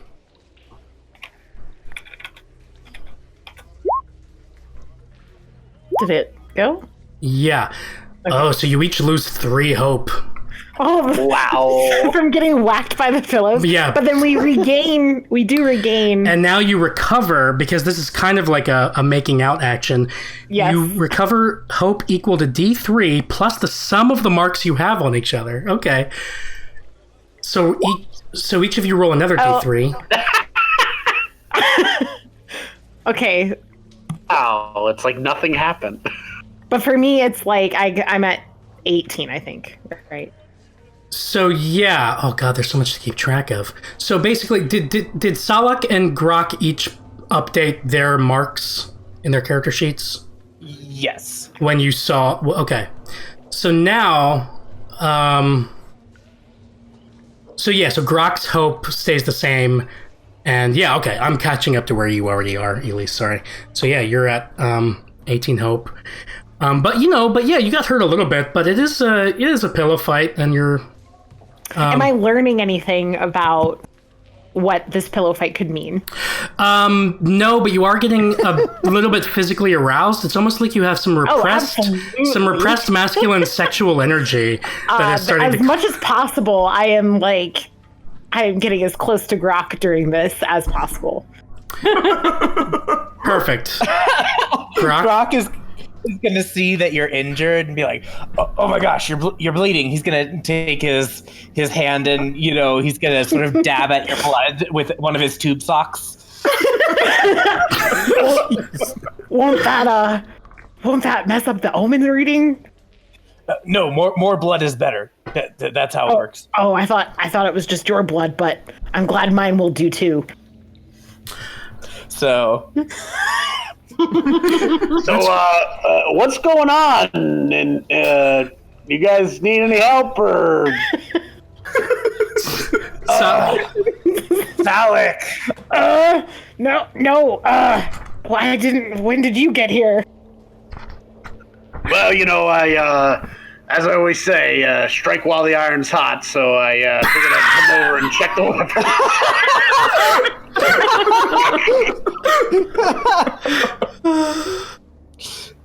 So Grok is actually really upset that Salak is interrupting. He's gonna wheel around to Salak and say, "And what the hell is a Harrison Ford anyway? How do you connect it to a ballista?" No, it just connects on the. Oh man. Ruin everything, Salak, and 2 storms away. Yeah. The moment was ruined by Salak. Salak, did you want to join the pillow fight at all, or? No, I just was wondering what was happening. Perfect. All right. Well, so the rest of the hour passes, and let me do one thing. Whoa.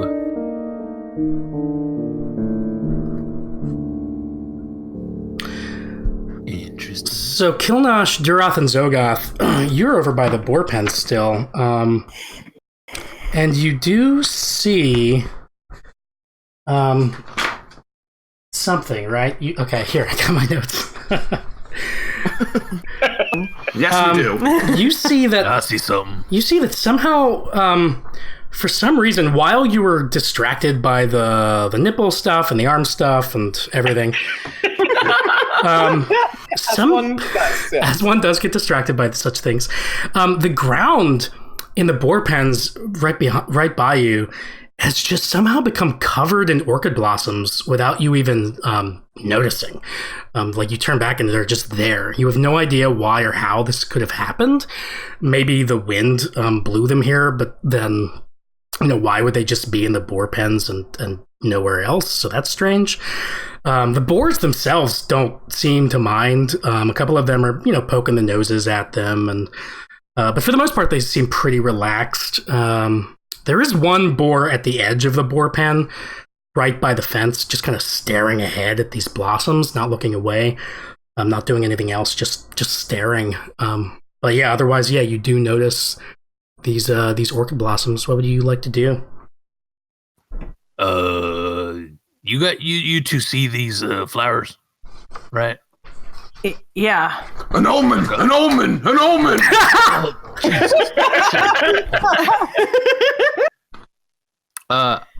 Zogoth will pick one up. Is it like growing out of the ground or just laid on there? Right now, they're just kind of like loose orchid blossoms. He picks one up and he smells it. Yeah. You roll. Give me a roll to see if you can smell them at all. Okay. Yeah, it actually smells kind of like water in a weird way. Like it smells like a damp, watery place. That's weird. Can I? Yeah, the flowers smell. They don't smell like flowers. They smell moist. Can I pick one up and crush it in my hand? Yeah, go for it. I do that. Yeah, you crush this orchid, and I'm not even gonna have you roll for it. It actually it does crumple up a little bit, but then it kind of returns to its original form, and you have not had much of an effect on it at all. See, here's where I would want to roll an Arcana check or something. But what do we do here? Not allowed. There is. Yeah, I know. Yeah, I mean, we've never seen anything like this before. Right? Oh yeah, no, this is really weird. In fact, some of the other orcs that are around. In fact, I will say that there are a couple orcs that were guarding the gate. You know these orcs. Their names are Ushug and Carol. Okay. Oh, and I need to bring them over from here. Copy. Paste. Zogoth kind of absentmindedly puts the orchid he had in his hand behind Kilnash's ear. Aww. Was that in I'm gonna look right into your eyes. What?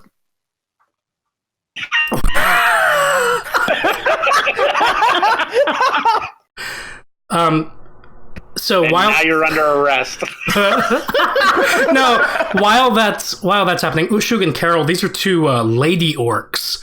They come over because they've noticed these orchids, and they're like, Ushug's like, what's going on here? What does this mean? And Carol is like, yeah, I've never seen anything like this before. Duroth, what is this? Some kind of omen? And Ushug says, hey Zogoth, did you notice that one boar is staring at those orchid blossoms? Yeah, I did notice. Yeah. Okay, just making sure. That. And so basically, both Carol and Ushug are making eye contact with either Duroth or Zogoth, respectively, just making sure that they picked up the narrative cues. That's all. Okay. And then they go back to guarding the gate. I mean, I was gonna do it. Fuck. Anyway, whatever. I'm gonna go over to my boar. Looks kind of weird looking at things. Yeah, give me a roll with power if you'd like to try talk to it. Yeah, I'm a beast speaker. I speak my beast truth. Wow. Oh, wow. 6'2". So this is a big success here. All right, so yeah, you what would you like to say to the boar? So kind of my secret and my reputation are showing here with this. So I imagine as I approach the Oh, okay. Or unless you have something. I'll take care of it. Okay, I got you. Don't you worry. Okay, cool. So yeah, I go up to the boar and I put my hand on its back and I pet it and girl, what's wrong? What you looking at there? And the boar responds saying, yeah, I don't know. I don't know what to say about these orchids. Why is it from Brooklyn? I don't know. I don't know if there's something.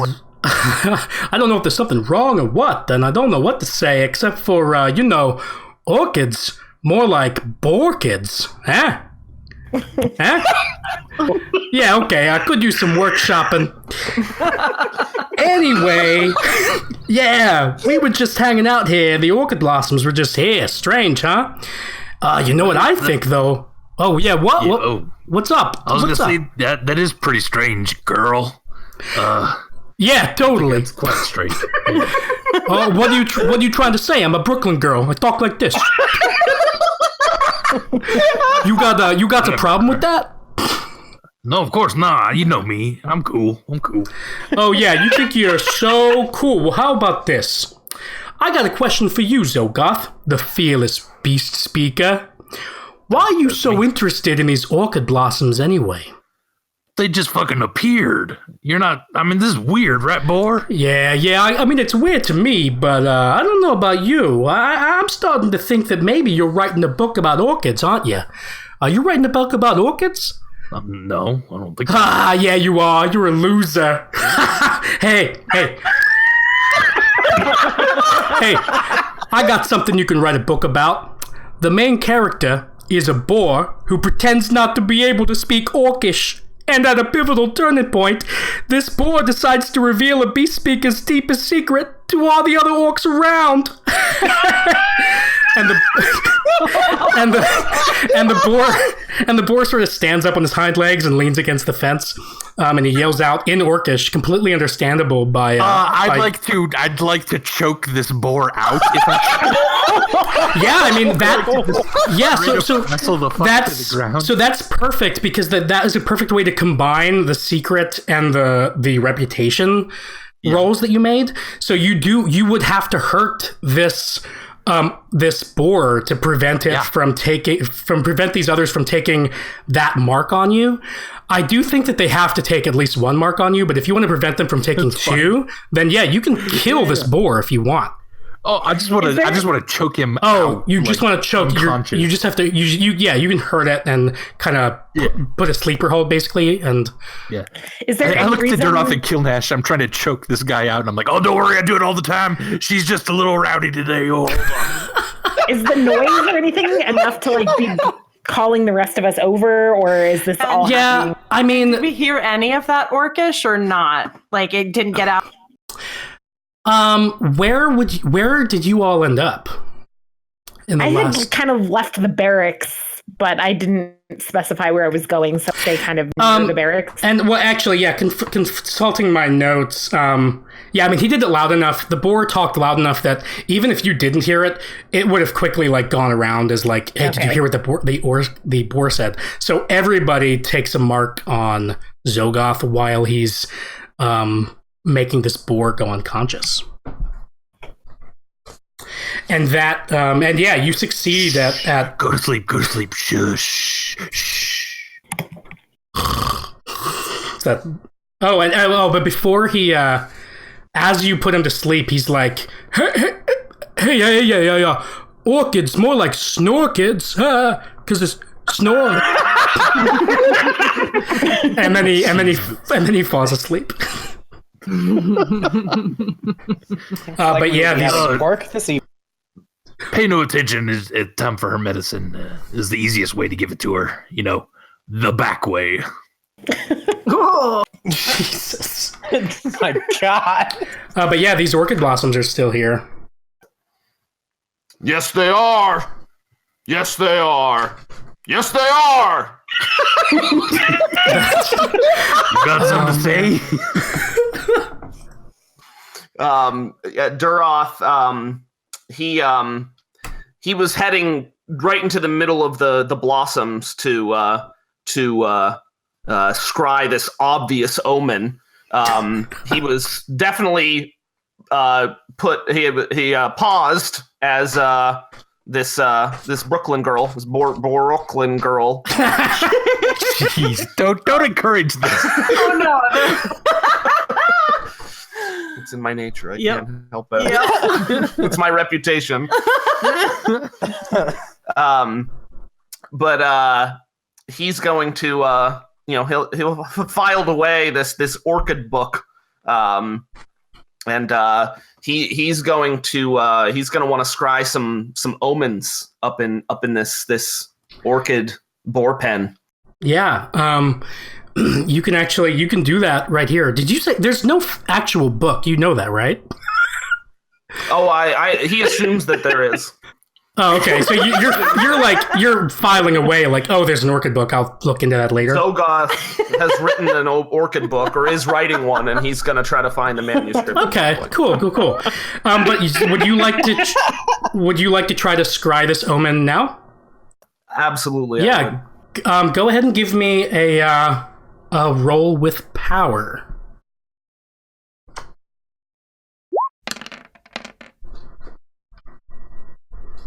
All right, that is a success. So, you kneel down and describe what you would do with your particular kind of style of omen scrying. So again, the wound on my arm isn't even really obviously not healed up at all. It's been about an hour or so since I sunk my long thumbnail in there. But I can't use the same wound twice, obviously, for omen scrying. So right next to it, he flays open the skin with his long thumbnail, and rather than spraying the blood everywhere, he grabs a handful of these orchids and just shoves them down into the wound, and then kind of sees how the blood sort of spreads out through the blossoms. Yeah. Oh, gross. Yeah. So you do that, and you do enter this kind of omen scrying trance as you are doing this with the blood and with the orchid blossoms, and during your trance, as strange and unsettling and fundamentally unorcish as this orchid blossom situation might be, you're actually more like orc in blood. I did a fun. Good, very good. You learned from the boy. Duroth, you're actually overcome with a distinct sense of peace, and the feeling of peace does seem to be coming directly from these flowers. It's weird. You've never felt quite this clear-headed and relaxed before, and you can tell that it's actually a feeling that at any other time would honestly make you uncomfortable. But right now, your shoulders lose all their tension, and all of your muscles relax, your eyes close. And despite all evidence to the contrary around you, like in terms of like the enemies gathering to the north and the fortress is falling apart, you actually feel like these blossoms herald anything but doom. If you had to guess, you'd say they herald an opening up of the world, even a renewal. And then And then it's almost like the flower speaks to you, or it puts an image into your head. And it's an image of you standing in front of all the other orcs you know here at the Fortress Log. Only your deepest and most devastating secret is somehow open and bare for everyone to see. And although you would normally expect the other orcs to be mocking and laughing at you, Sure. in this vision, you're standing there in front of them, tall, confident, and proud even, and they're all cheering for you. They are applauding and smiling and pumping their fists in the air. You have their complete support, and it feels incredible. However, since you did roll a 1 on your secret die, you come out of this trance, and you do feel incredibly refreshed, but then you look up and you become more aware of your surroundings, and you come back to the present, and you realize that everyone in your direct vicinity, so again, well, I don't, and it's up to the others whether they would have come over to check this out in the meantime, because it would have definitely rippled, like, oh, there are orchids over in the boar pens. It's weird. Oh yeah, sure. I'd mosey. Grok, I imagine you would have. I don't know. It's up to you. Yeah, Grok would be here, and as Duroth is doing all this, he'll just be sort of reverently shaking his head, saying, "Genius." Yeah, yeah. And Moontooth, you were concerned about omens earlier, so you've all gathered, and actually, everybody around is looking at you kind of strangely, Duroth, and you quickly realize, you can almost just kind of tell in your bones that anyone who was right around you and these blossoms, while they didn't see your vision per se, while you were in the trance, your secret was actually somehow transmitted into their minds. Wow. Those orcs, so all the other orc champions now know your secret and can take a mark on you. So why don't you tell us what your secret is? All right. So Duroth is known to be a heartless omen scryer. But in fact, deep down, Duroth is incredibly caring, to the point at which he views life itself, no matter who it is, to be sacred. And in many cases, whether it's consciously, most often it's subconscious, he does many things to try to prevent the loss of life on either side of a battle. Perfect. Yeah, everybody now knows that. If you can, murmur. Yeah, murmur. Watermelon. And go ahead, everybody, and make sure you add a mark on Duroth in your character sheet. And right around this moment, as this like understanding of Duroth and his secret kind of starts to ripple through all of your minds, and Duroth is still kneeling there in the orchid blossoms, something happens. It hits right around midnight now, and I'm gonna do this. Music should be playing, but it's not, is it? It was here. I can hear it. Oh, I'm sorry, I just didn't hear it. And I think I know why. Well, so, okay, if you guys can hear it, then I'm just going to play a pre-recorded version of it, I'm afraid. Because otherwise I'm kind of screwed. Here we go. All right, so the rest of the hour passes, and right around the stroke of midnight, actually, you all feel the hairs on the back of your neck stand up. You're not sure why at first. You do know that the enemy's main front to the north has been edging closer and closer to the fortress, but now each of you, wherever you are, you finish what you're doing and you come up to one of the parapets. and you look north, and you see a single large flame waving in the air. And you're kind of confused by it at first. It seems like some kind of signal, but what would they be trying to signal to you? And then it hits you. And you turn around slowly. You look to the south, and you see another flame in the distance waving back. And you turn, and you see the same thing to the east. And you turn again, and you see the same thing to the west also. It does appear that enemy reinforcements have gathered in the distance on every side. The Orc Fortress log is now surrounded. At this point, let's take a quick break. Stand up, stretch, use the bathroom, whatever you need to do, and we will be back in 5 minutes. Please stick around. Woo! Yeah.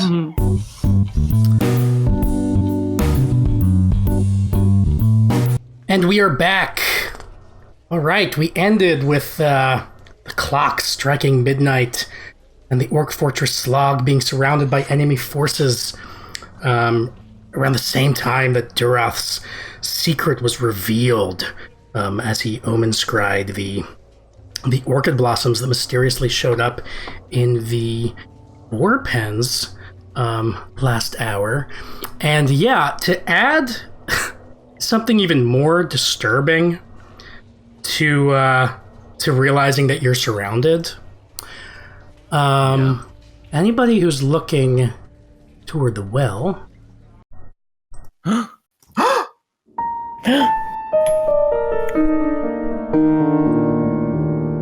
well. That little music cue is so good. The well. So yeah, now there are also orchid blossoms coming up out of the well, and that's definitely very strange.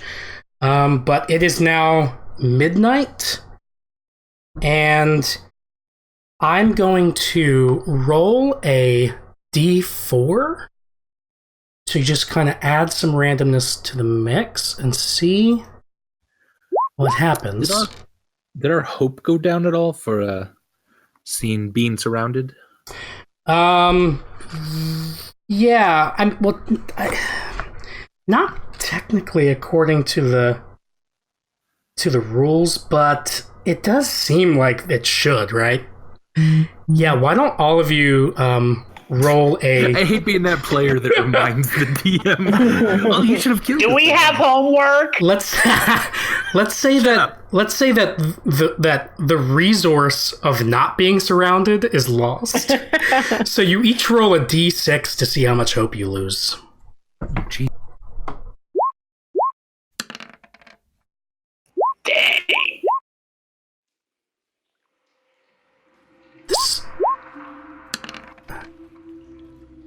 All right. And I'm going to count on each of you to kind of track that in your character sheets. Just subtract the number we rolled. Yes, yep. Why do I keep rolling ones on these event rolls? But that's the way the mechanic works. So for 1, and then I'll add the number of hours that passed, which is 3, so that's 4. And the last time I checked, non-defenders was about, let's say it was half of you. Or, well... It was definitely Moontooth and Grok, so... Like, you weren't defending. Yeah, we were not because we did the make-out roll, so... Alright, well, I think it would add up to 7. And that, I think, is already kind of happening. So, actually, and this is perfect, actually. So I'm going to skip that and move to 8. So while you're actually up here on the northern parapet... and you've noticed that these orchid blossoms are coming out of the well. You were all turned toward the well, and then you hear a commotion from the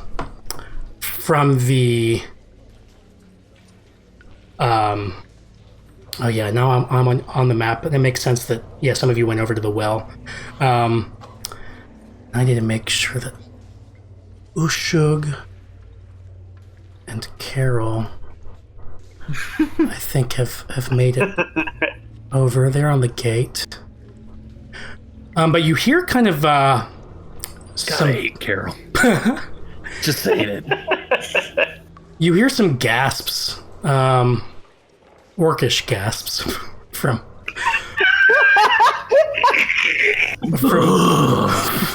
Ushug and Carol, and you turn back around and they're shouting, and some of the other orcs kind of near the gate are shouting, "Hey, it's Yogg! What's Yogg doing?" And you turn back around and you see that some orcs have definitely kind of gathered with Ushug and Carol. And you see a lone orc decked out in armor sprinting straight out from the gate, carrying a strange-looking torch. And trust me, I know that this is going to sound super familiar to any fans of The Lord of the Rings.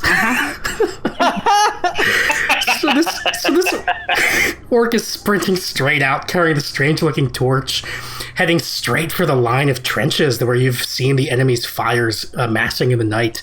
And the torch that he's carrying is lit, and it's almost sparking with some kind of electric flame. And the orcs around you, start chanting, "Yogg, Yogg, Yogg, Yogg." Yogg, Yogg, Yogg. Yeah, you all join in, because it appears that this is indeed Yogg, one of the day guards here. He's always been somewhat of a loner, even for an orc, and nobody ever really expressed strong feelings for him one way or the other, except for Kilnash. Actually, Kilnash, you were one of the only people who he would talk to. But now, there's this excitement rippling through the crowd as everyone begins to realize what he's doing. And the chanting kind of increases in intensity. Yogg, Yogg, Yogg, Yogg. But as you all watch, you do see arrows begin whizzing through the air. No, not Yogg! No, you see arrows begin whizzing through the air at the sprinting figure, and you look over. And you do see two elvish archers shooting at Yogg. And then they're not too far from the fortress wall. And Kilnash, you're definitely the best axe thrower around. So you do feel like you might be able to hit them with some throwing axes if you wanted. Fuck yes. Yes. All right. Give me a roll with power.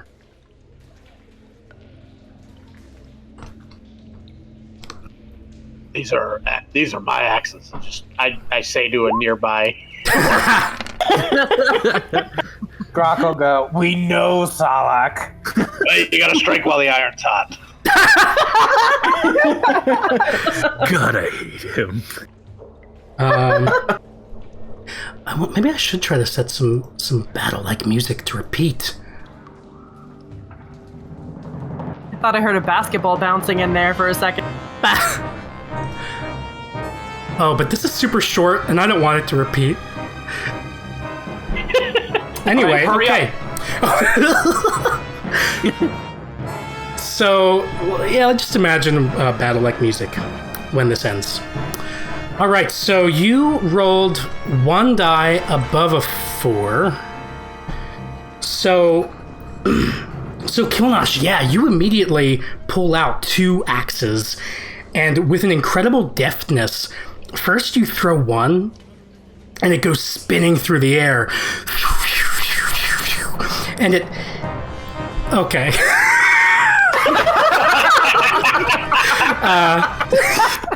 No, thank you. And it hits one of the archers right in her back, and she collapses. And then immediately you throw the second axe, and it goes spinning through the air. And it does hit the other archer right in the back of her head. And she's fucking dead. And now that these archers are dead, Yogg is able to sprint the rest of the way to the enemy's trenches, and everyone's chanting, Yogg, Yogg, Yogg, Yogg. Yeah, and with an epic leap, he soars over the enemy's makeshift battlements, and a moment later, his torch explodes. You know, it's nothing too special or impressive, but it is enough definitely to take out some enemy troops, and it's enough to make everyone around you let out some celebratory grunts as they kind of pump their fists and they nod at you in approval. Everyone, does feel some much needed relief after seeing that they're surrounded, thanks to you and Yogg. However, since it was only a mixed success, and because you did consider Yogg a friend, and he's dead now, so you do need to roll a d8 to determine how much hope you lose. Oh, jeez. God damn it, y'all owed me $5. Ooh, 5. All That's right. how much hope I lost, right? Yes, it is. Specifically just Killnash losing hope. Just Killnash, yeah, because nobody else really gave a shit about Yogg until now. And your secret die rolled a 1. So, as everything dies down, Salak, you actually were nearby. Were near Killnash. I'm going to make it so that you were. And you saw Killnash drop something when he pulled out his axes. And I'm going to whisper to you in roll 20 what Killnash dropped. And I'll whisper it to you also, Killnash. Sweet. I was looking closely at the axes and just admiring them as they flew through the air. So I was paying a very close attention.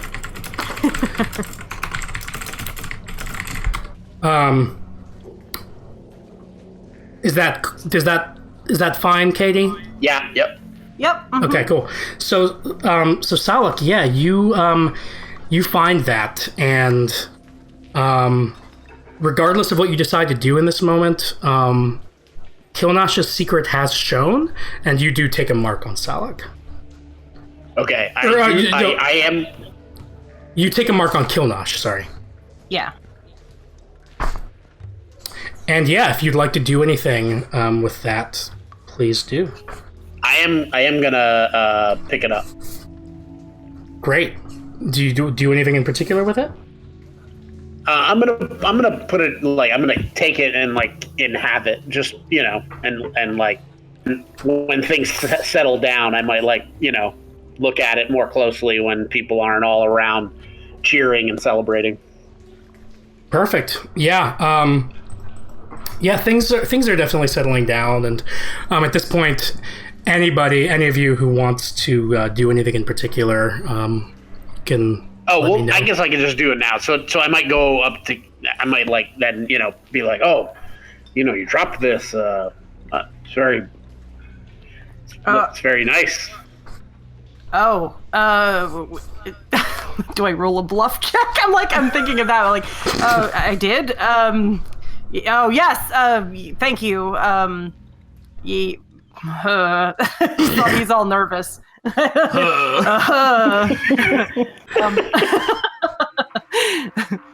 I'll take it back. If you're giving it to me, I'll take it back. I'll I also appear to be nervous, but I'm like, oh no, it's very beautiful. I nothing to be ashamed of. But anyway, that was a great throw. Glad my axes served you well. They you definitely struck while the iron was hot, and you threw it at just the right time. Zogoth hears that. Sonic, you son of a bitch. Shut up. Hey. Yeah. Shut up, Zogoth! Grok will step forward and say, don't talk to Zogoth like that, Solid, with your stupid hard abs made from striking that stupid iron. Okay, yes. And yeah, that interaction can be as awkward and truncated as you want it to be. Yeah. I think it is awkward. I don't know what. Yeah. Because I don't know if it's in front of everybody. I mean, right now, nobody else saw this, and it is just I think you two are kind of off to the side here. Zogoth left immediately once he heard Solak use his dumb catchphrase. So, yeah, I mean, if you just want it to be awkward and short, that's fine. Otherwise, well, I mean, if you come by my blacksmith tent if you need some more axes now that you've lost those two. But they were put to good use, so I guess I'll see you around or whatever. All right. Yeah. I'll probably have to come get some more axes at some point because I like to. Yeah, that was a good axe throw. You're right. Yeah, you're good at throwing them. You're very good. And now they're gone. Yes. So all axes go. What is everybody else up to? Zogoth would have come up to Moontooth after Solak's stupid mouth was saying stuff. And he go, Warlord Moontooth. Sorry, yeah. I about vomited right there when I said that. Zogoth, I'm sensing a lot of concern about my leadership from you. I think everyone... Yeah, you're horrible and you're gonna get us all killed. Yeah. Listen, two things. One, can we just kill Solak before he says his stupid catchphrase again? Yes. Okay. We're in agreement on that. Before the end of the night, Solak will die because of it. I am fine with that. Thank you. And two, did you send him out there to die like that? No, I didn't. Honestly, I wish it had been me. But... Yeah, me too.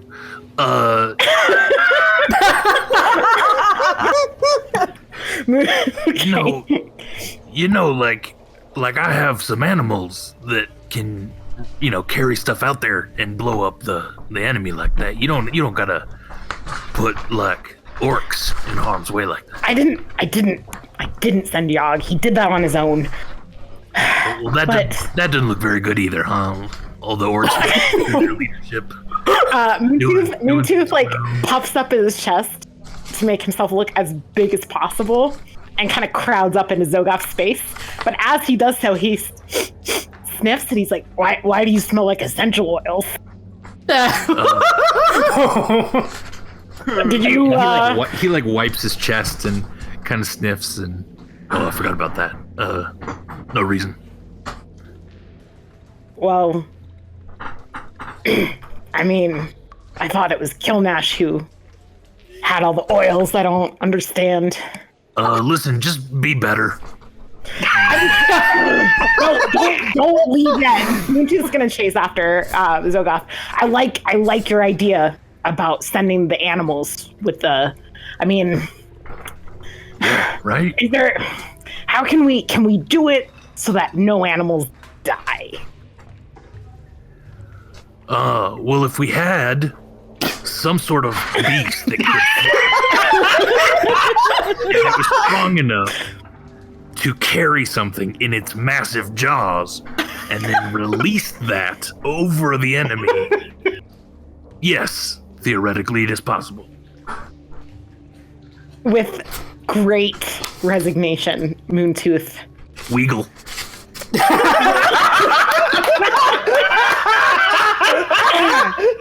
Yeah, I got it. How close are you to a weagle? Well, I don't know. I just put an eagle in the room with the wolf a couple hours ago. We could go check on it if you want. Zogoth, I'm not a very smart orc, but I know animals, and I don't think that is enough to do it. You don't know animals? I've done it once before. You've done what? You've made a weagle? Yeah, well, it was a woodpecker and a beagle. But the premise is the same. By putting them in a room together? Yeah. Nature finds a way, Moontooth. No, it doesn't. Okay, never mind. I thought I was on board. with the Weagles, but Zolgoth, I can't. If you... You're lost. You're gonna get us all killed, like I thought. If you go back there and you find that you have Weagle, somehow... Okay. You come find me, and we'll right. make it happen. I'm just saying, I don't think it's gonna happen. Well, yeah, of course. You don't believe in me. But listen, if I'd had more eagles, this would have been happening a long time ago.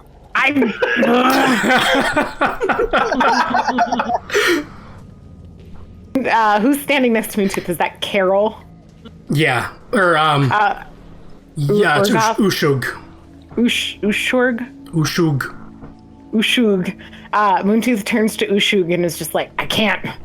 He just never listens to me. Storms off. Men, right? Men.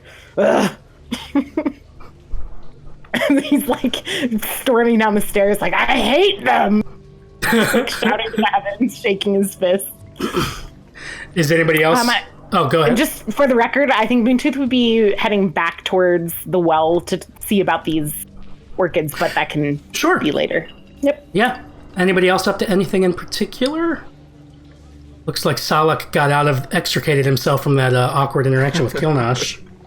Yeah, I was just gonna make my way to the forge tent, and maybe I was gonna maybe try to make or finish the finishing touches on an axe that I hope when I give to Kilnash is like so impressive that that he maybe is just like blown away by it. So maybe I could do some sort of roll on that. Yeah, go for it. Give me a roll with power. Whoa! Damn. I'll go with that first roll there. Uh-huh. Sorry, I the push to talk is the same button as continue rolling. It happens. So, yeah, you make, honestly, what you feel to be the two, best axes you've ever made. It's that successful. And you are so proud of them that as you walk out, I'm going to say that you're walking out of the forge with these axes, maybe ready to go present them to Kilnash. Yeah. But you're so excited about how amazing these axes are that, and you're so because your reputation is to be destructive. The combination of that reputation and your enthusiasm about these axes, you want to hurt the first person you see, which is Moontooth, peering into the well. And if you somehow are able to control that, Moontooth will take a mark on you. But that's up to you. What would you like to do? Well, I think that what I'm going to do is as I move out, I'm so excited about these axes, and I want to make sure that they're sharp enough. And so I see Moontooth looking into the well, and I just want to, just a small, just to slide it along the arm, just to see if it cuts nicely. Just very, maybe. He won't even know that I'm there, just kind of, right? If it's so sharp that he doesn't even notice. So this is a roll D3? Yeah, you are a little hurt by that.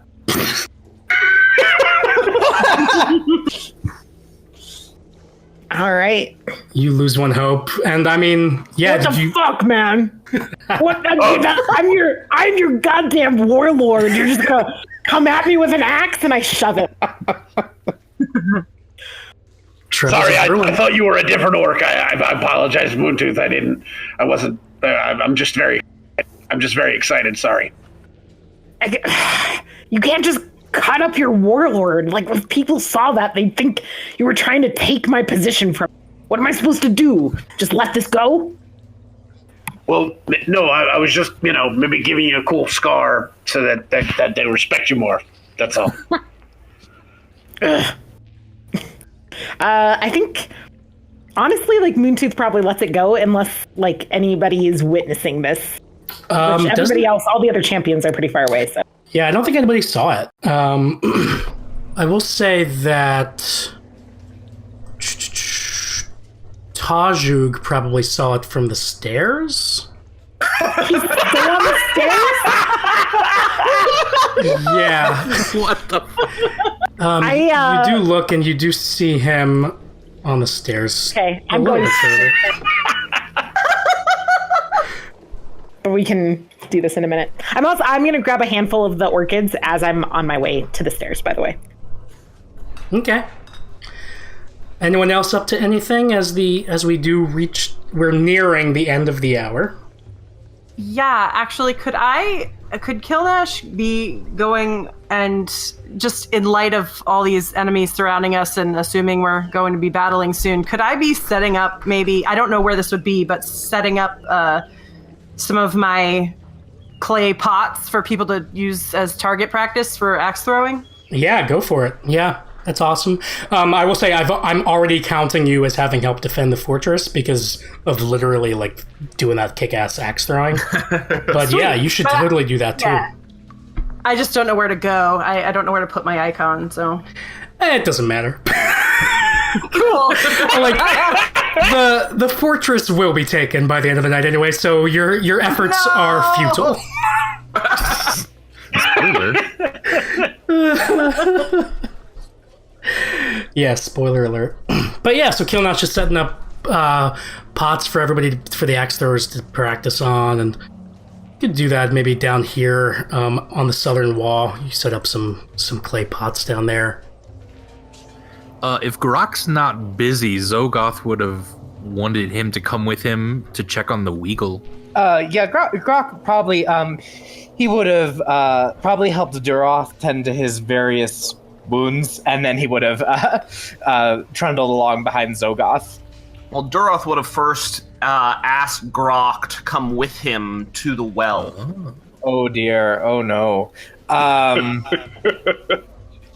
So the way I'm assuming this went down is Duroth asked Grok, and Grok was like, yeah, and then Duroth started off, and then Zogoth is like, hey, let's go see the Weagle.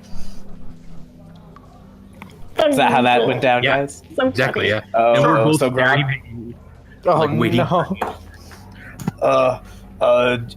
Just a second. I need more tube socks before I go with you. And he's Grok. he's gonna hurry up. Grok. No, I'd like to force like a makeout roll to grab his hand and sort of gently lead him toward the boar pens. Okay. This is a moment, Grok. Oh my gosh. All right. So you roll a d. Oh, if you're successful. So yeah, do a roll. I guess just a roll, yeah, and we'll see what happens. Does he do you have any marks on Grok? I don't have any marks on Grok. No. Also, is there such thing as a contested makeout roll? Oh no. That would be awesome. Why don't we? The contest is whether or not Zogoth succeeds. Yeah. right? So basically, like, Zogoth, give me a roll, and we'll go from there. 4 or 5, baby. Whoa. So yeah, I mean, Grok, the tube socks are calling, but Zogoth is here, and he grabs your hand.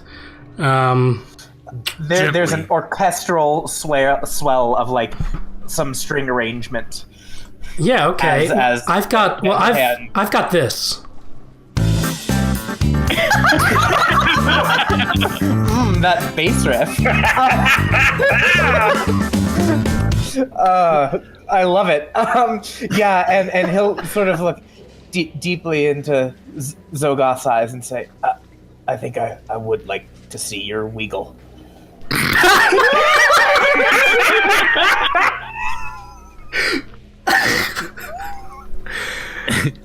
Well, you might be disappointed. What if it's not up to your standards? Grok will actually take Zogoth's other hand and say, Zogoth, there is no way your Weagle could disappoint me.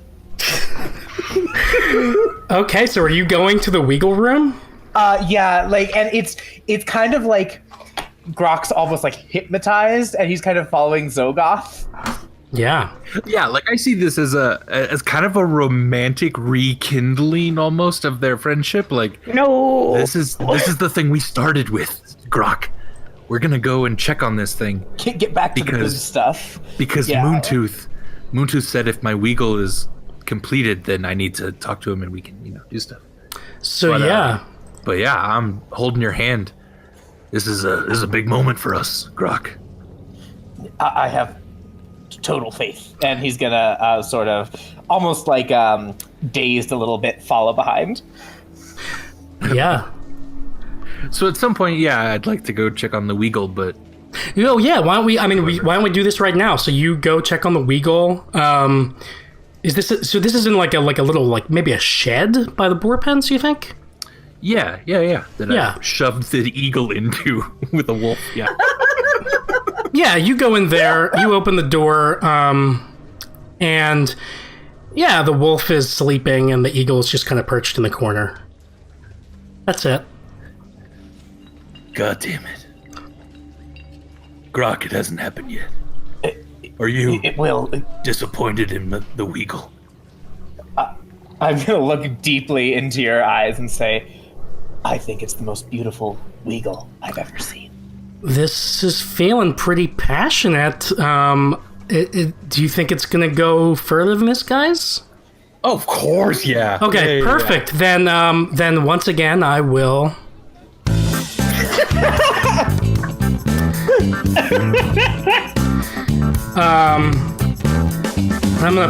I'll pull from my sexy scenes here. Okay, so here the two of you are, Grok and Zogoth, alone in the boar pen shed, locked together in the terrible. The most romantic of locales. Yeah, for orcs for sure. And you are locked together in a terrible sensual embrace. And there's terror at first, and then the terror abates, and then you succumb to it again, and it abates again, and the ebb and the flow of your lovemaking continues amid both of your bodies' complete submission to both happiness and despair.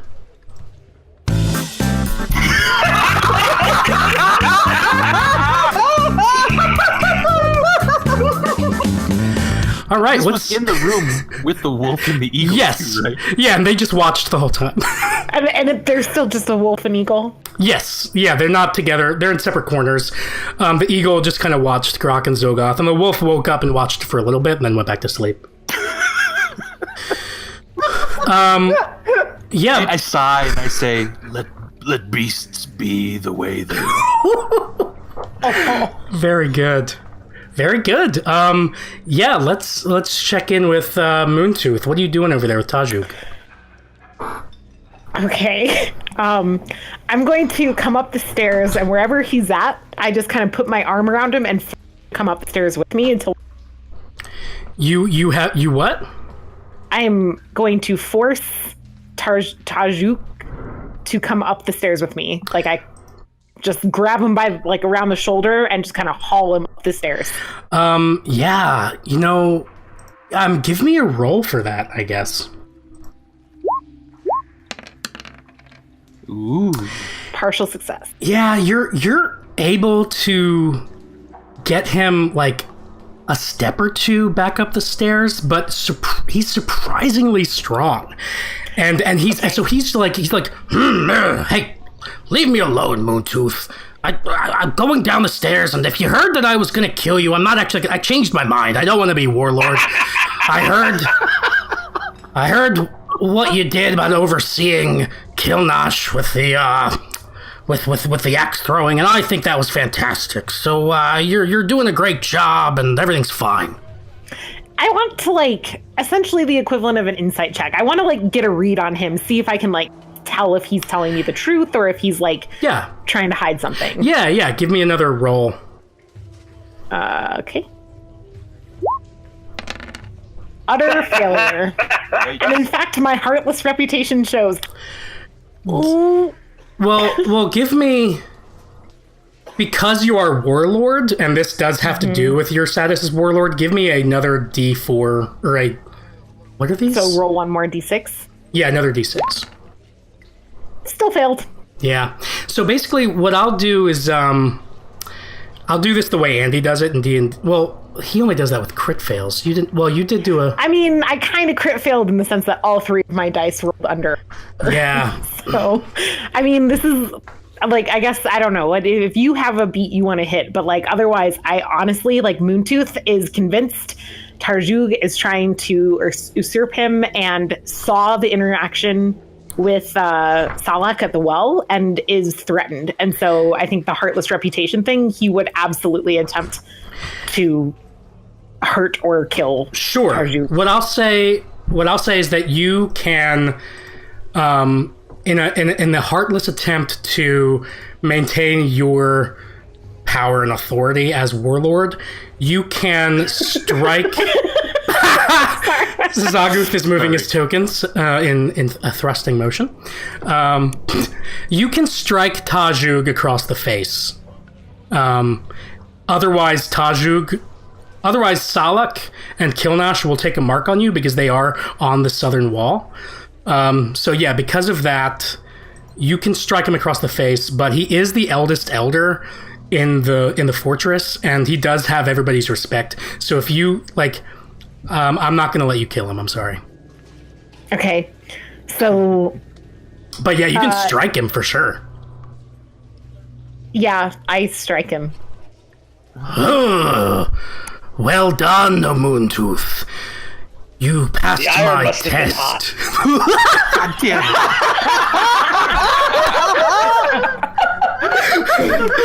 Shut up, Salak. Nobody likes your dumb catchphrase. What? Moontooth, that was exactly the right thing to do when you suspect anybody is challenging your authority as warlord. Well done. Now please move out of my way so I can continue down these stairs. Can I just help you down the stairs? No! Get away!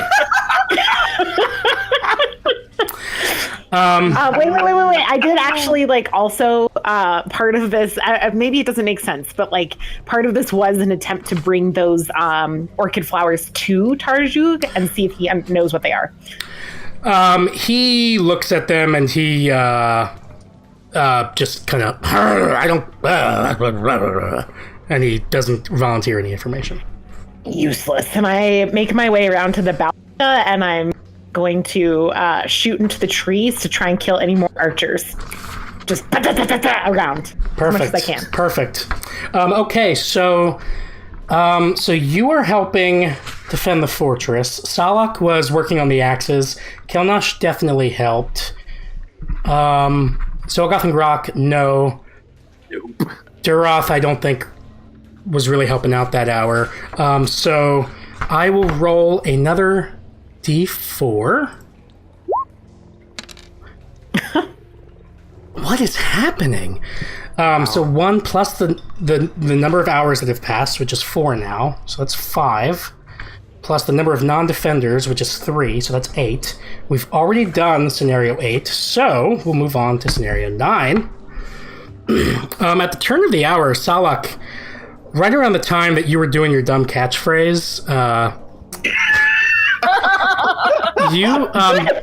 the iron does appear to get hot.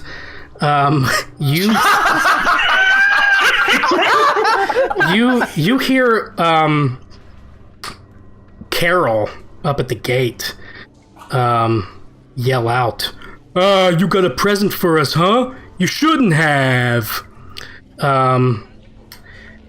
And there's this commotion as the gates kind of open a little bit. So yeah, you want to go check it out?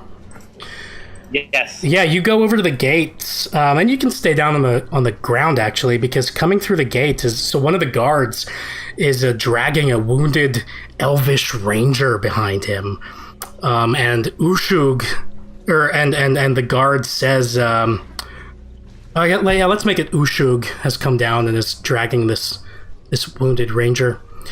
And Ushug says, "Goblin skirmishers just delivered us a little treat. and he throws the elf to the ground. And Ushug is there, and Carol is there, and looks like Duroth might be there, and really any other orcs that might have heard this commotion. They definitely gathered around and are grunting and screaming at this elf, taunting him. "Fuck you, elf! Fuck you!" And the way the energy of this crowd is going, it does look like this elf is about to be ruthlessly torn apart by a mob of orcs. But Salak, you do find the elf to be super cute, actually.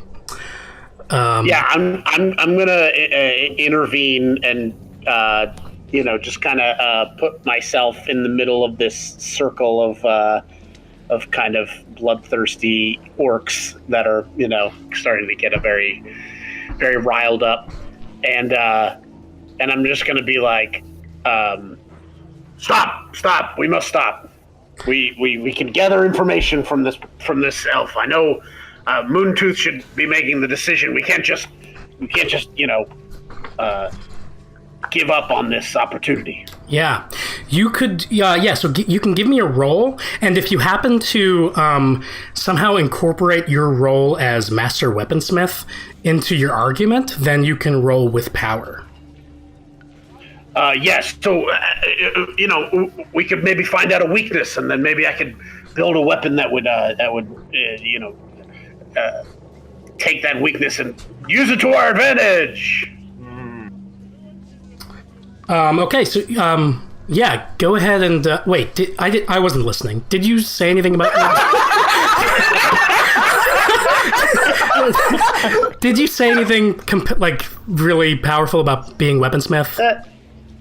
Hell yeah. Yeah. Okay, cool. The rest of us were listening. Yeah. I was rubbing my nipples with essential oil over here. All right, Salak, give me a roll with power. Whoa! Where was that when I rolled? Damn. That is a successful roll. But neither your reputation nor your secret dice rolled a 1 or a 6. Okay, so you're able to kind of escort him out of this group. Like, all the orcs that are around, they sort of kind of furrow their brow and they kind of nod and grunt disappointedly, but your argument kind of does make sense. So where would you take this orc or this elf? Yeah, I'm gonna pick up this elf cradle style in my arms, because my assumption is that slightly smaller, so I can kind of pick him up and carry him. So I'm gonna just carry him off. I guess I'm gonna maybe move towards where I last saw Moontooth, but also back towards. Wow. That is... All right. I guess I can't carry him. No. He is a normal-sized elf. Okay, yeah. So I guess that's where I would be heading, back towards where I last saw Moontooth, maybe back towards the well. Yeah, sure. You can do that. You're taking the elf to Moontooth? Yeah. I'm just kind of I'm taking my time because I do find this elf strangely attractive, and so maybe I'm just seeing if the elf's able to talk in some way or interact in some way. Yeah, I mean, right now he's just kind of groaning. He's like semi-conscious, and Moontooth is pretty distracted with the ballista right now. So if you wanted to get it is a really good ballista, so I understand. Great. So you could go to the your forge area before you go to Moontooth. You could go to the barracks. Really, whatever you want to do. Yeah, I think we'll go hang out at the forge then. I'll kind of check back in with Moontooth later, but I'll just bring the elf back to the forge. Sure. And, maybe see if the elf needs water, or, maybe slight nursing care. Yeah. As you are carrying him toward the forge, as you pass the well, the elf actually kind of he opens his eyes. You see his eyes open, and he sees the orchid blossoms coming out of the well, and he does kind of start to like squirm and mutter to himself. So there was a definite change in his demeanor at that. But yeah, you get to the forge, and yeah, if you want to offer him some water, you can do that. I think he would drink some water for sure, but he's not gonna initiate a conversation. Yeah, that's. I mean, that's fine. I might just try to interact with him while else stuff is going on, but yeah, I don't really know what I would say right now. I'm a little taken aback. Totally. Yeah. Then yeah, what he might say actually after a time is he will say like, "What was going on with that well over there?" Oh, we don't know. These orchids just showed up out of nowhere. There's some over in our boar pens, and now there's some in the well. We don't really know what it means. Huh. It's unsettling. Unsettling indeed. And he gives you a look, Salak. He looks at you in this really weird way. Like you've like fought elves before. You've been around elves in violent encounters, and almost always, right, like orcs and elves hate each other and are always looking at each other with hate in their eyes. And but for the first time ever, you see a really like curious, gentle look in this elf's eyes. As he's asked you about these orchid blossoms, he's considering them, and now he's considering almost you, kind of. And it's a face that you've never seen on an elf before.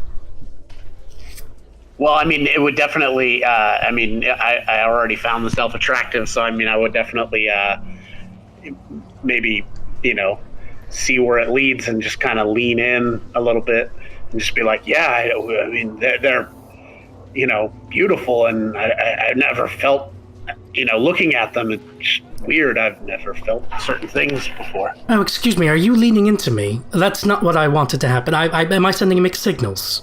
Sorry. Yes, I guess. I'm just. No, I'm sorry. I'm sorry. It's my fault. I just, I do think it's, it's interesting that these orchid blossoms are here in this orc fortress, but no, I mean, you're very strong, but and maybe there is more to orcs than.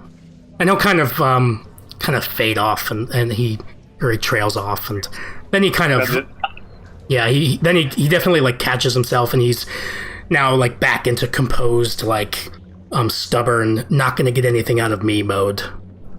Yeah, I'll just kind of mutter, I tried to strike while the iron was hot, so, that's all. Yes, to be clear, the iron was very cold. All right, back to, I'm just going to be silent. You're not getting anything out of me. All right, what is everybody else up to right now?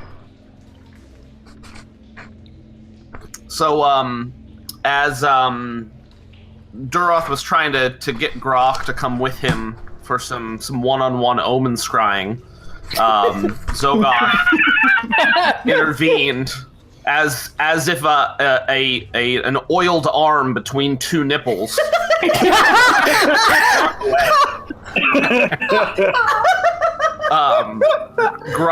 Duroth has been he just like watched them go. And he's just standing there, just like motionless.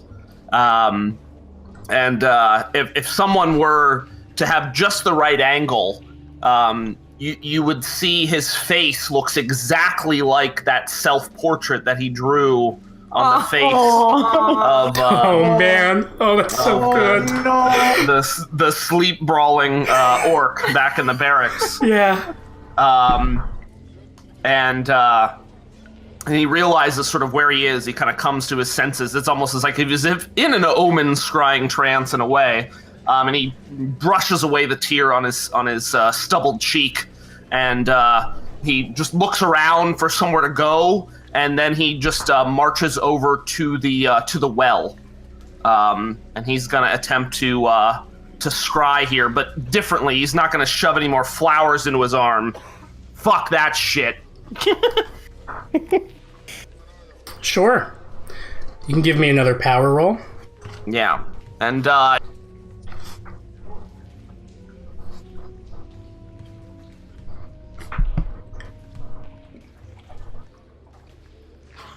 If you said anything else, I missed it. oh, sorry, push to talk. He shoves his thumbnail deep into his arm, like deeper than he needs to, like almost to the bone, and just like slashes it wide open, and just lets the blood just spray everywhere.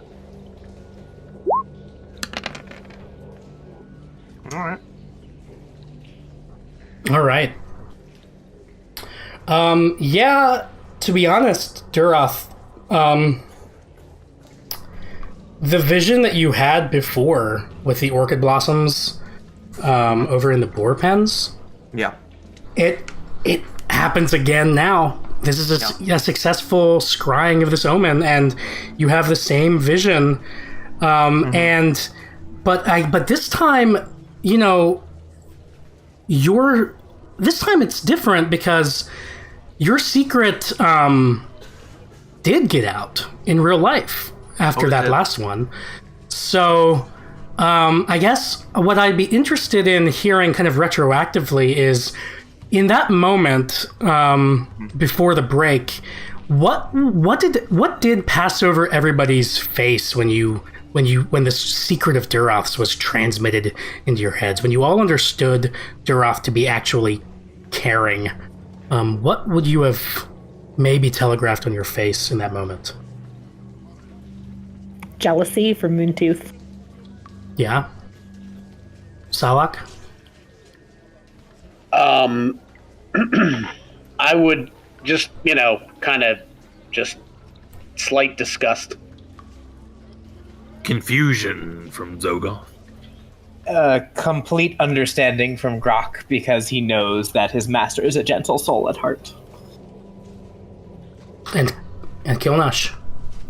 Like admiration and probably a little teary-eyed. Great, yeah. So Duroth, in this vision, it's a bit less orchid-colored glasses, as it were. So, like, in this vision, it's the same thing. You are standing in front of the other orcs you know, and your secret is open and bare for everyone to see, but it's a bit more realistic now. There are a couple of faces in the crowd that don't really enjoy your secret. They don't appreciate it, and they are judging you for it in a weird way. You might not completely understand why they're judging you, and it might feel a bit bad, but the fact is that everybody else around is still cheering for you, and I'm really proud of you for this secret. So you come out of this trance with a bit more, just a nuanced sense of the same relaxation and sense of peace that you got the last time. Like more grounded, maybe? Yeah, more grounded, more braced, like against a world that, isn't going to be entirely supportive of you, but, such as life. But it might not necessarily just be a pipe dream, like it's... Okay. Exactly, yeah. Cool. And, and your secret, you rolled a 6. So now, interestingly enough,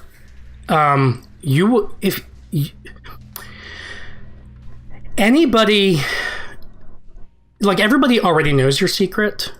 Right. But now, if you were to, like, basically, your character doesn't know this, but I'm going to say it. Anybody that is in the vicinity of orchid blossoms right now, anywhere in the fortress, takes a mark on you. I had a handful of them. Does that count? Yes, Moontooth was carrying those orchid blossoms, so Moontooth also takes a mark on you. So if you could all go into your character sheet and add a mark on Duroth, that would be fantastic. Those of us in the sexy boar shed, there are orchids, like, outside, right? Yes, so no, definitely. This includes you and Zogoth, for sure. Yeah. Okay. Yeah. I imagined there's a bed of orchids. No? Under this. Amazing. Damp smelling orchids. Yum. The sexiest kind of orchids. So I'm going to say that an hour has passed, and I'm going to do this.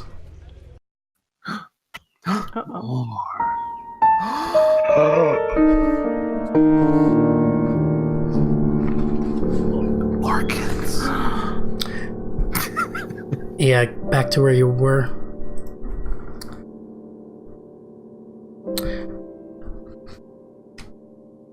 So, yeah. Kilnash, you're actually right there, setting up some clay pots for the axe throwers to practice on. And but when you turn around, you see that there are now orchid blossoms kind of flowing out of these kind of flooded escape tunnels. And yeah, that's it.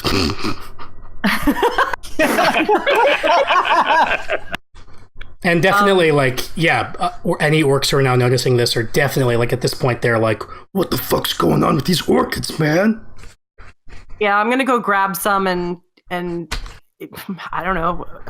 Can I see if there's any understanding that I have further? Or I don't know how I would do that, but I want to grab some and crush them and smell them again and just kind of be trying to figure out what they are. Yeah. I mean, you're no omen scryer.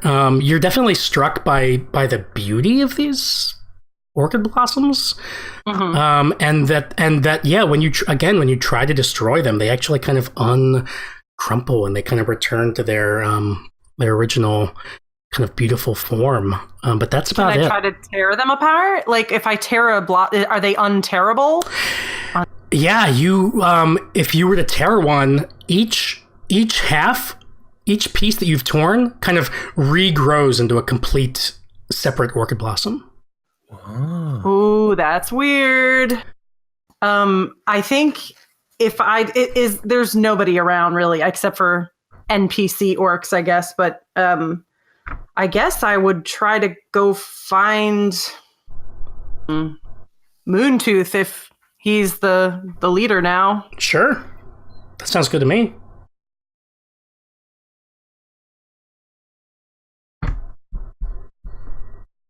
Moontooth. Ballista. Yeah, Moontooth's still over there at the ballista flyer. Yeah. I'm going to call out and say, Moontooth, and I'm just going to be tearing them. And look at this. More appeared near the. Sorry. No. Comes down and to see. Yeah, he would just say more of these are near the escape tunnels. This is troubling. Moontooth thinks over what Darzoom would have done because he doesn't really have a good idea of what it means to be a but he thinks that the time has come to assemble his champions and try to piece together everything that they could know, because he knows he's not a smart orc, so he needs some smarter minds. Kilnash, I think we need everybody. Get everyone. I'll find Zogoth. I sent him to find out if the Weagle thing. I don't know. You find Salak, Duroth, Grok. If you see him, I'll gather anyone I see by the boar pens, and we'll meet at the watchtower. So head over this way. I don't know which one you want to resolve first, Adam. Yeah, you head that way. Kilnash and Duroth, you're over here. Salak, what are you up to? Well, I was keeping an eye out for Moontooth to be done with the ballista so that I could, introduce the elf. But it's fine. I mean, I could have missed that. Yeah, no, I think you missed him. Moontooth was out of there. So you're coming out to kind of try to see if you can find Moontooth to talk about the elf. But immediately Kilnash and Duroth are like, they're getting you and they're saying we have to go over to the escape tunnels. Oh, yeah. So, and Moontooth, you come over. Oh, sorry, Katie. What? Yeah, what's up? No, it's okay. I was just saying that I would be tearing them in front of them to show them what's going on. Yeah, you're still tearing them, and they're still kind of like regenerating into full orchid blossoms. Hey, free orc. Free orchids. Make a nice profit. And Moontooth, you're coming over, and Zogoth and Groth, I imagine that you've both finished. It has been an hour. Yeah. So maybe so I say that Moontooth, you walk over, and you're walking over, you see Zogoth and Groth coming out of the Weagle shed. I don't know. Grok, that's it. That's it. Yes, just that was it. It was great. What? What's going on here? What? That was it. Nothing. Grok, what? Why do you smell like essential oils now?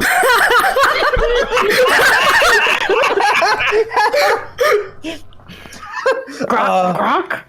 Zogoth, what? This is, by the way, extremely hard as he's realizing what's happening. So, I don't know. It's extremely what? Heartbreaking. Oh, yeah. I mean, like, Grok and Zogoth, like, this is as heartbreaking as it could get. I don't know if we want to, like, call this, like, betrayal, but I'm kind of feeling like it might be. Oh, yeah, you're really distracted by that, and you do feel betrayed. So go ahead and roll a d6, and we'll add... Is it d6 plus marks? I don't know. Yeah, so you roll a d6, and however many marks Zogoth and Grok have on you total... We'll add that to 3. Okay. So Grok has 2 marks on you, and Zogoth has 1. So 3 plus 3, you lose 6 hope at seeing them come out of the shed like this. Okay. And by this point, Salak and Kilnash and Duroth have come over, and everybody's assembled, and Moontooth. Did Falk bring the order? I still had a speech, Grok. I'm in the middle of talking. Yeah. What? That was it. Wait, is That's it. Grok, that's it. What is it? The reason the wolf and the eagle, they didn't get together because they didn't know how. Grok, we showed them. Are you saying this in front of everyone? I imagine that you've pulled Grok aside, Zogoth. Yeah, like as Moontooth is coming up to them. Totally, yeah. I love it. Grok, that's it. We showed them how. That's gonna work now. Yeah, There's maybe. gonna be a Weagle. Yeah. Grok is so freaked out because everybody's coming up and they've all got this accusing look in their eye. Oh, Moontooth looks devastated, and it is obvious to Grok too. Grok, we could invite them in. More demonstrations might prove more effective for the Weagle. Actually, so Grok is like, he pulls his tube socks, which are now kind of loose and baggy, a little further up his ankles. we could. As long as it's not Moontooth, Duroth, or Salak. I agree, not Salak. Poor Salak. I hate that guy and his stupid catchphrase.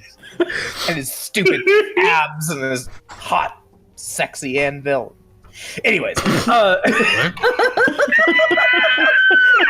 Sexy and So in the middle of this, everybody has assembled, and Moontooth, everybody's kind of clearing their throats, waiting for everybody to come over. Moontooth, you said that that you were wondering what, or that you try to like think of what Durzum would have done in this situation, and in this moment, like it does strike you that that Durzum was the type of warlord who would often, like, at a pivotal decision point, he would kind of send everybody away to just do their jobs, to let him think. And you are in this moment like heartbroken by Zogoth and Grok. So it might make sense for like everybody's assembled now, but you immediately the moment like in the moment you're hit, like Durzum would send everybody away. And Salak is like maybe about to like try to tell you about the elf, but I think he might not be able to get it out. But that is exactly what Durzum would do. He would send everybody away so he could be alone and think. Okay, so I don't know that Moon necessarily send everyone away. I think what Moontooth would do, because I don't at this point. I honestly, Durzum not on Moontooth's mind anymore. Like this has crushed that. Moontooth instead, I think, is going to just kind of gesture at the orchids kind of half-heartedly and say like, I don't know, maybe you guys can figure it out. And then he's going to walk away. Okay. And he's going to go back up onto the gate and just like look out into where the elvish hordes are. And he's deep in thought, but it is different. Yeah. Okay. Perfect. So yeah, everybody else, your warlord has gestured to these orchid blossoms coming out of the flooded escape tunnels. You could look inside of them if you wanted. What a tone of voice. Yeah, sure, I will. All right. Yeah, this is what you see. Ah! Oh, jeez. Yeah, it's kind of creepy. But yeah, I think that's explicit. Oh, we just broke Twitch's guidelines. Yeah. No. Oh. Yeah, we don't need to hear that again, but it actually kind of works. Sure, why not? It works. So yeah, you're all assembled there. I don't know if anybody wants to say anything or how you'd react to these orchid blossoms. Legal. So, just from the image, they're still flooded though, right? Or yeah, they're flooded, but it almost seems like the orchids smell like water, but you actually don't like see any water. You just see orchids kind of just flowing up as if like the orchids had taken the place of the water. It's really strange. Wow, that is strange. It looks like Duroth has walked away. Yeah, Duroth is following after Moontooth at a respectful distance. Great. I'm actually gonna take this moment to have an event happen, and we are reaching the end here, so I'm not even gonna roll for it. This event happens. I need to grab Ushug and Carol. Oh, I hate Carol. Just Carol? I love Ushug. It's cool. So Moontooth, yeah, as you walked away from everybody and walked up to the gate, and all the other orcs in the fortress are gone. Like they're down looking at the orchid blossoms with everybody else. But as you're walking up, you do see Carol and Ushug actually kind of like opening the gate a little bit, and they are hooded. And again, this is night. It's dark. And you see these two hooded and cloaked figures trying to actually sneak out the gate. And you can tell that they're Ushug and Carol, the gate guards. You can either confront them or you can ignore them and let them go. It's up to you. I will confront them. Hey, Ushug, Carol, what are you doing? Where are you going? Yeah, so you grunt that at them, and they turn around and they raise their hoods, and they're averting their eyes, and it definitely seems like they feel like they've been caught doing something wrong, doing something bad. And Ushug says, look, Moontooth, we just want to leave. Fortress Log will fall, if not to the elves, then to these damn orchids. And Carol says, yeah, and we don't want to die. We have each other to live for. Stupid Carol. Moontooth, he's so sad right now. He kind of like tears up a little. Yeah. And it's just like, I hope you make it out and find somewhere safe. Just keep your heads down. Yeah. That's really sweet. And Urshug actually says, thank you. Moontooth, we were going to try to make it through the escape tunnels, but they seem to be flooded with orchid blossoms and everybody's down there, which the GM didn't expect to happen. So let's improvise. Could you, we've got to get out the main gate, but could you help us around the fortress and down over the river and into the wilderness down there? Because we're not really good at the wilderness, but you are. Yeah.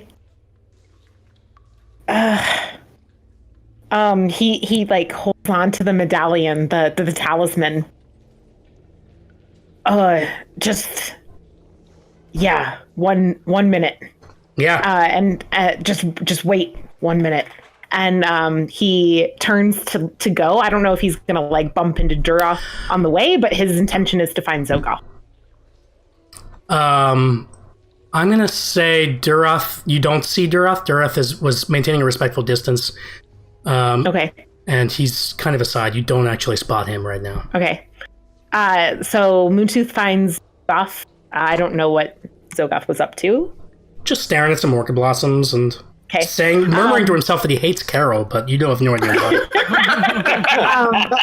And he's also trying to like get people back on board with the Weagle.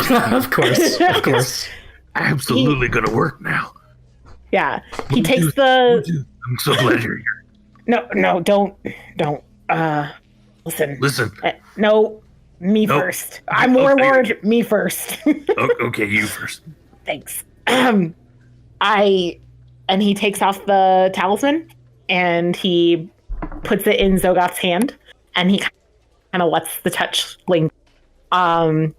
And he pats his hand a couple times and takes a deep breath and says, if it has to be Weagles, I guess that's all you ever cared about to begin with, but good luck. And he starts... Moontooth. It's fine.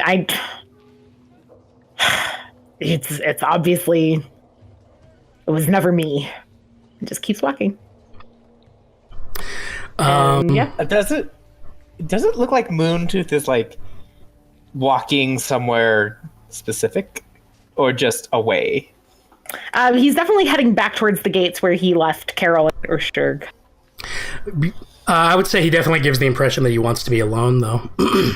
Hint. Yeah. Narratively speaking, of course. Yeah, and also, like, I think everybody is still, like, poking at these orchid blossoms, maybe, and maybe murmuring to themselves about what it could mean, maybe coming up with, like, theories. If orcs have theories, I don't know if they do. But so, yeah, Moontooth, you head back to Urshug and Carol, and if you want to help them to the wilderness, go ahead and give me a roll with power. Did it roll? Did it do it? Where did it go? I don't see anything. It might just be taking its time. That happens sometimes. There we go. There it is. Okay. I did get a partial success. I also a 1 on black, so my secret is somehow... But I feel like that was pretty obvious. No, yeah, 100%. Yeah. And will you tell me, just so I know, this is kind of cheating, but I do need to know.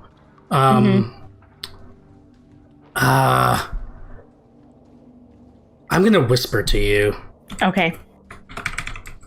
Sorry, everybody. Secrets are no fun. Secrets hurt someone. Yeah, this is the one who hooked up with my one true love. Oh. Croc. How do I respond privately? Sorry. /W. Space GM. Okay.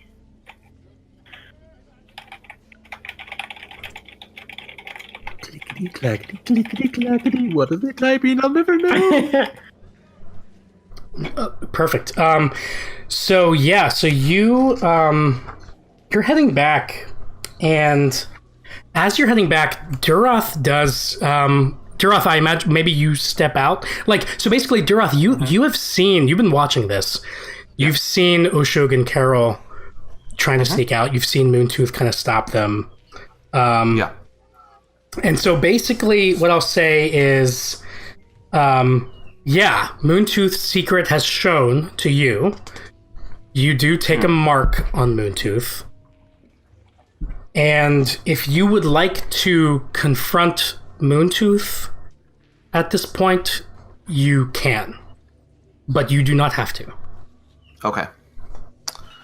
I think Duroth, he's kind of like in the shadows, like he's hiding like in the shadow of the wall. He watched Moontooth go and then come back. And if anybody's watching, which no one is, he kind of takes a half step out as Moontooth is starting to get close, and then he just kind of steps back and lets Moontooth pass. So Moontooth doesn't see you? Correct. Very good. All right, He is, if they're heading towards the gate, which he's aware of, they're escaping, he's then going to, once Moontooth is safely passed, going to go up to the wall to watch them. Okay. Yeah, you watch from the northern parapet. Moontooth. Is it too depressing to say that my partial success here is like, in order to get Carol and Ushug to freedom, like Moontooth dies in battle, which is all he ever wanted to be with? That's too depressing? Not at all. Not at all. If they run into some elves in a scouting group, and this is Moontooth's chance to shine in battle and help his friends make it to happiness. Yeah. Why don't you, since again I had some stuff with the tunnels planned out, so why don't you narrate what happens here? Oh, okay. Well, I mean, that would I love essentially it. be it. We're sneaking out, Moon knows passages and things. Scout for time. He knows where his scouts would be at this hour, so he knows where to avoid being picked up by even the orc scouts. But that means that they bump into some elvish scouts.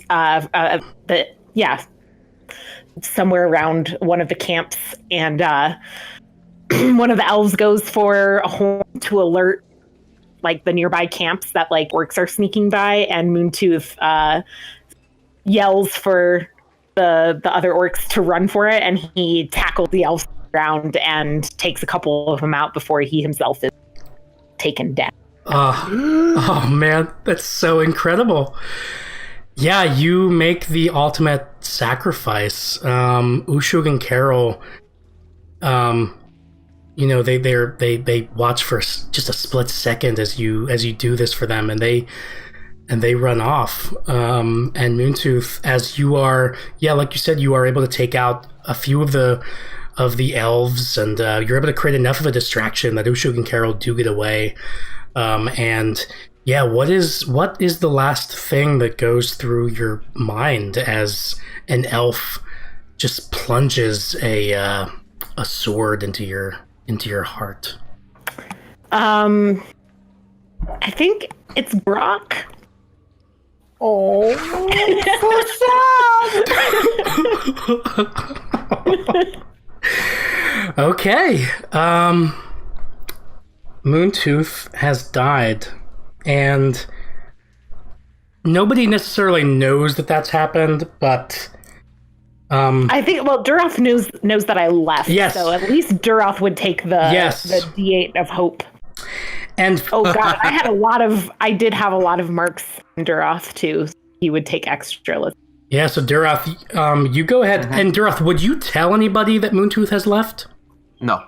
Zogoth, do you think you would have gathered from your last interaction with him that he's left?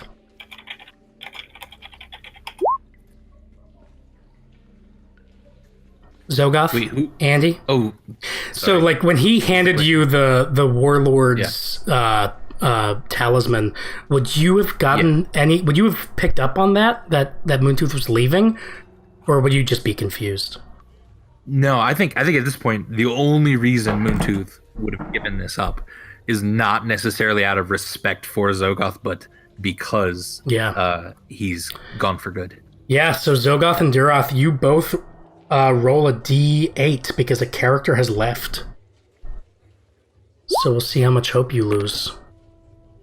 I have 3 marks on Duroth and 1. And 1 mark on Zogoth? Yes. Okay. So Zogoth, you lose 8 hope. Yeah. Ouch. Are you now down to 7? Yeah. Okay. And Duroth, you lose 9 hope, I think. Because you rolled a 6. I'm down to 6. Okay. Yeah, it doesn't feel great. No. That could not have gone any better, though. Thank you, Elyse. Aw. Sorry, it kind of got a little... Oh, no, it honestly worked perfectly, better than I even had planned. Okay. An hour passes, or the rest of the hour passes. And now, this has happened. Whoa! Whoa, dear. More kids. More kids. Take away hope from that. From everybody else. And I'm going to roll a d4. Hey, not a 1. So that's a 3. At this point, I think 6 hours have passed. So 3 plus 6 is 9, plus the number of you who weren't defending the fortress, which is, honestly, everybody got distracted. Yeah, everybody.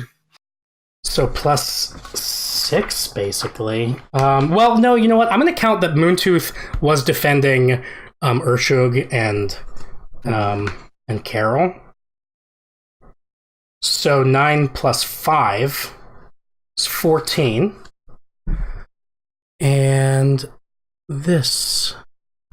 That. And...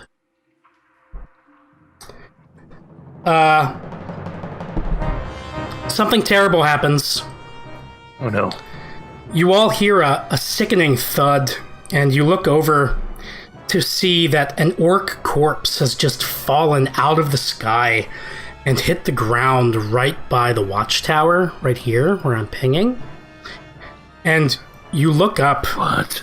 and you see another body of a dead orc being flung over the wall into the fortress, and it crashes into one of the boar pens. And then another corpse is flung over, and another, and another. And it's pretty gruesome. All these corpses going splat against various parts of the fortress. And you don't think you knew any of these orcs, so they're technically unnamed. Okay. But actually, yeah, I can't help it. I was gonna say No, the last Moontooth, isn't it? just when you think that, just when you think, just when you think they're done, the body of Moontooth, Jesus. comes flinging. It's been flung over the wall of the fortress. A wound gaping in his chest, and he's dead. And his corpse falls right between Grok and Zogoth. Oh my god. And it just hits the ground, and everybody needs to roll a d8. because a character has died, and now you all know. I will let Duroth and Zogoth not roll because you already rolled for Bluetooth leaving. Yeah. And what marks does Moontooth have? Those were, I think, the that I had written y'all. Oh. Yeah, no other marks. Sweet. So Grok, you lose 5 hope. Kilnash, you lose 7 hope. And Salak, you lose 2 hope. How's everybody doing on hope? 13. 3. I also have 13. All right. What would everybody like to do? So immediately Grok is going to fall to his knees, sobbing, and just, fling himself over the corpse of Moontooth and say, "No, brother, this is my fault." And he's just going to break down completely. Grok, stand up. That's not what Moontooth would have wanted. And really nastily, he's going to wheel around and say to Zogoth, "How would you know what he wanted? All you care about is Weagles."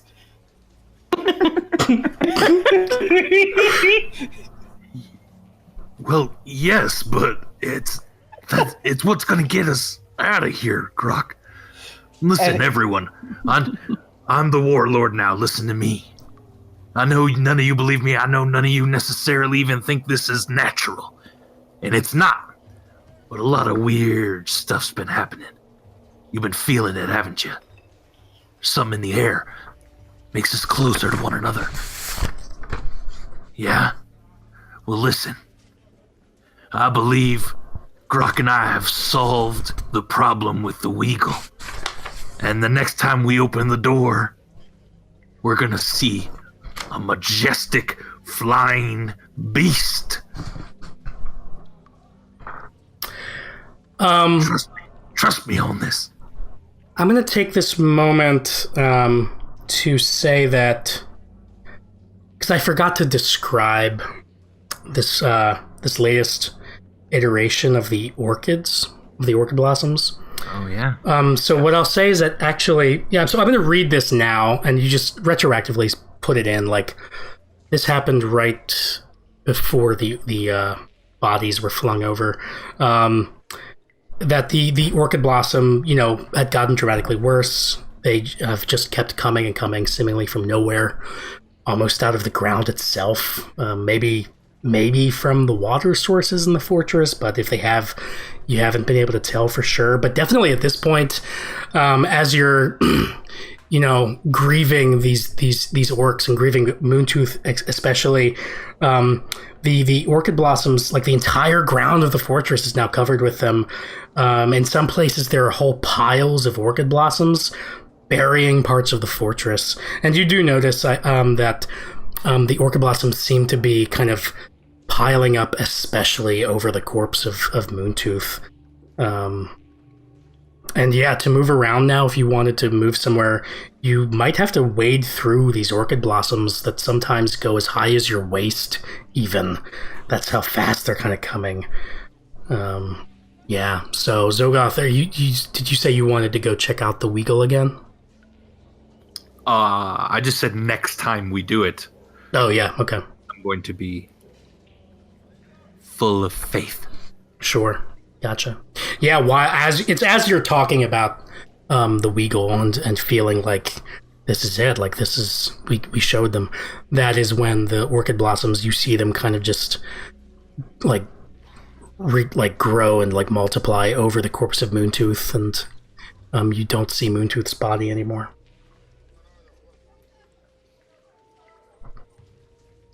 What would everybody else like to do?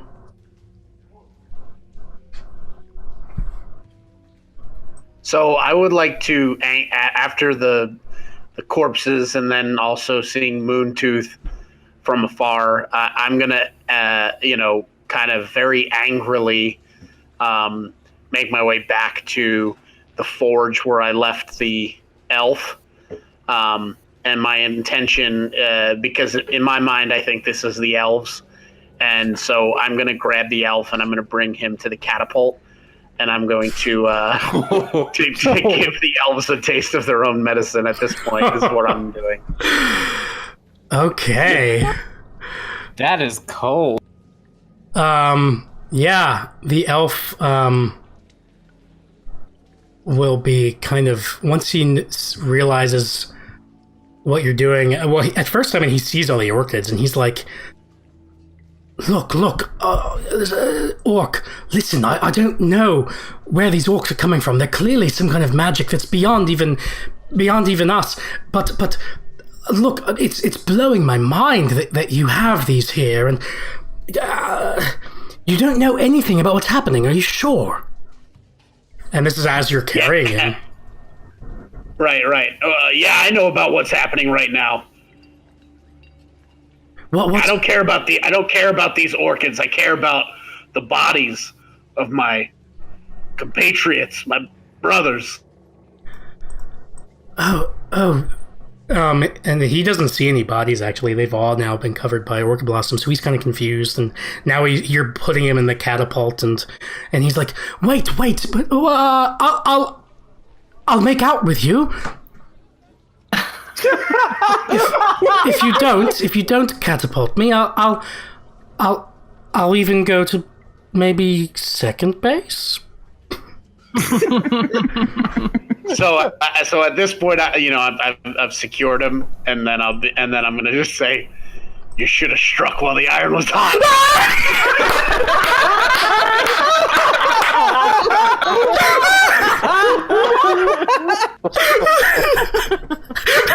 and then I'm gonna pull the lever and send him. And as he's being flung up over the wall, he yells out, "But I give great hair!" And he's gone. That was perfect. What is everybody else up to? Zogoth would try to run/wade his way through the orchids. Salak, there's not any more elves to fling at him. That's the way of the past, the way of the future. The only way for Slog to get out of this. It's love, brother. It's love. What you think about that? I mean, I don't know what you mean. I don't know. You felt it all night, haven't you? There's something pulling each other together. It's an odd force. Something I wasn't expecting. But it's here. It's all around you. Literally. Yeah, okay. Yeah, I've been feeling a lot of feelings. Yes. So go into that Weagle shed and fuck someone. That is a command from your warlord.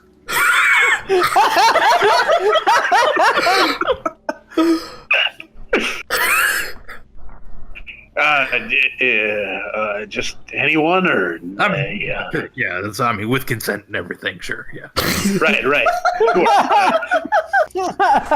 Oh, we're not monsters, or anything. Right.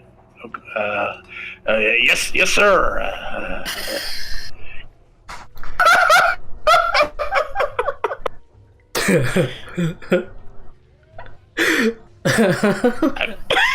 I mean, I'll just kind of, see where everybody else is doing. Yeah, I mean, Kilnash is right there, and you do recall kind of the thing that you had found, and there's something about Kilnash that has always, struck you as, I don't know. Yeah, I mean, I guess I'd take this opportunity to like give Kilnash the axes that I made, like the special ones. Finally, that we have this moment, so maybe I'd produce them and be like, separate from our warlord's call to action, I just wanted to give you these that I've been working on for a while, and just I hope you like them. And and you see that part of the part of the axe has a mosaic pattern on the blades, on the side of the blades that not necessarily clay, but kind of etched into the side of the thing in some way. Oh boy, Salak! Salak, give me a roll with power. And actually, do you have any marks on Kilnash? I don't know. Let me see. Or more marks? Yeah, Kilnash doesn't have any marks on you. You have. I have one on. I have one on Kilnash. So you are going to roll with power, and then roll an additional d6, because not only is your role as weaponsmith involved in what you just did, but you also do have a mark on Kilnash. So you get to do a roll with power.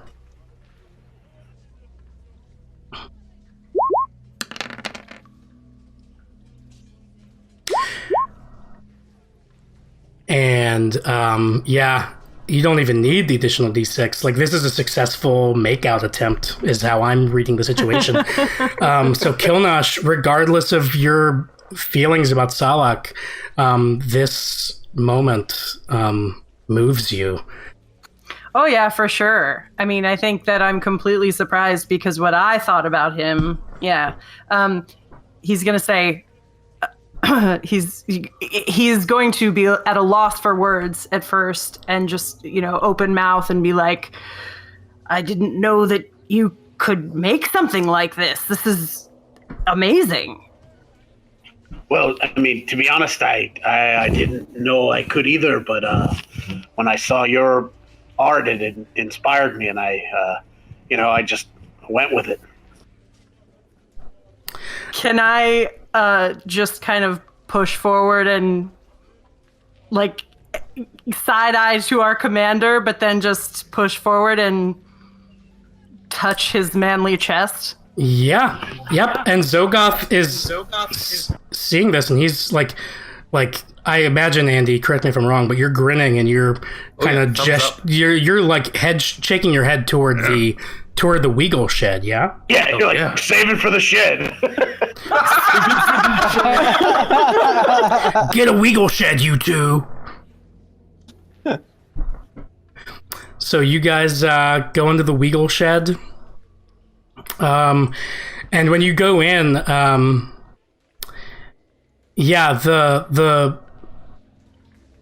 the eagle is now perched a bit closer to the wolf. He's not in the corner anymore, but he's along the edge of the wall and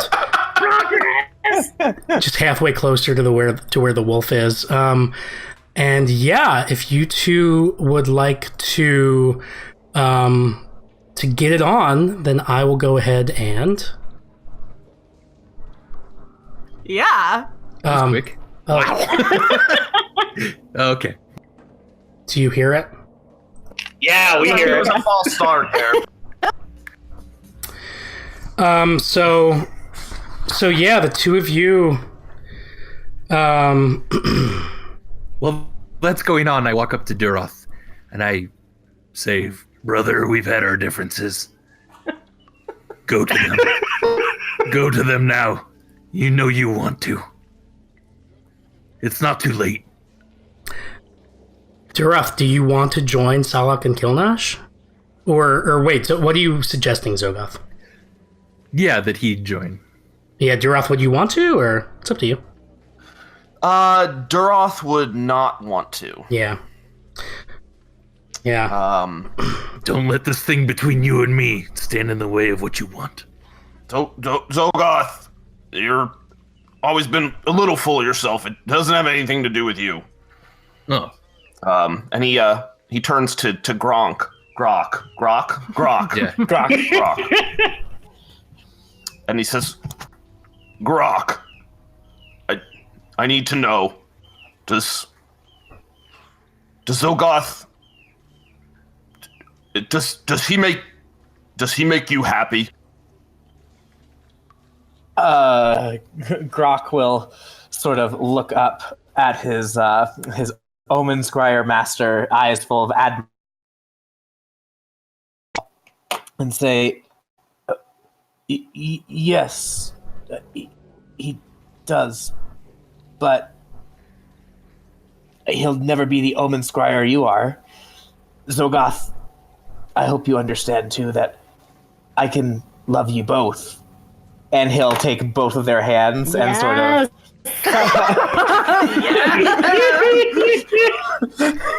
and he'll take both of their hands and sort of look at them expectantly like, we can make this work, right? Duroth will turn to look at Zogoth, and he'll just give a slow, solemn... Oh, you cut out there for a slow, solemn what? Nod.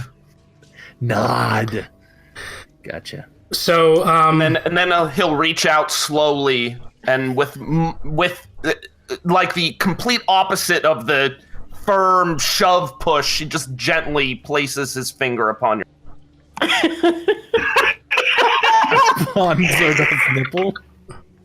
Yes. Well, that does it. So the three of you are going to get it on? I think so. You go. Do you go into the Weagle shed? I don't think Zogoth would have it any other way. Yeah. Yeah, it has to be the Weagle shed. Yeah. All right, so you go in there, and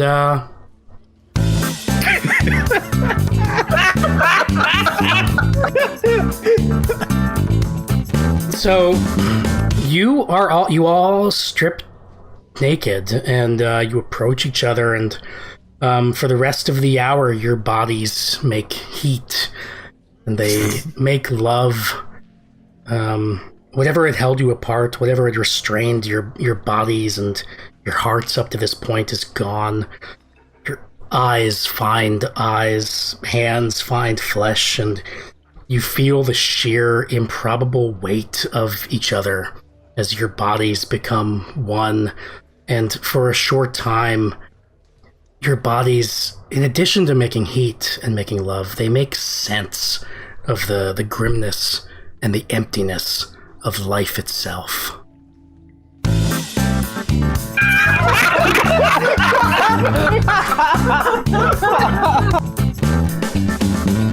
So an hour has passed. I'm going to roll a d4. Another one. All right, back to one. That's better. What is with this? Yeah, that is so weird. Roll 20 is weird. But so that's a 1, plus the number of hours that have passed, which I think is 7 now. So that's 8, plus 6 of you, or... Yeah, we didn't at all. Keep with 6. Mootooth didn't defend because he's dead. So that's 14, but that already happened. So I'm moving to 15. And...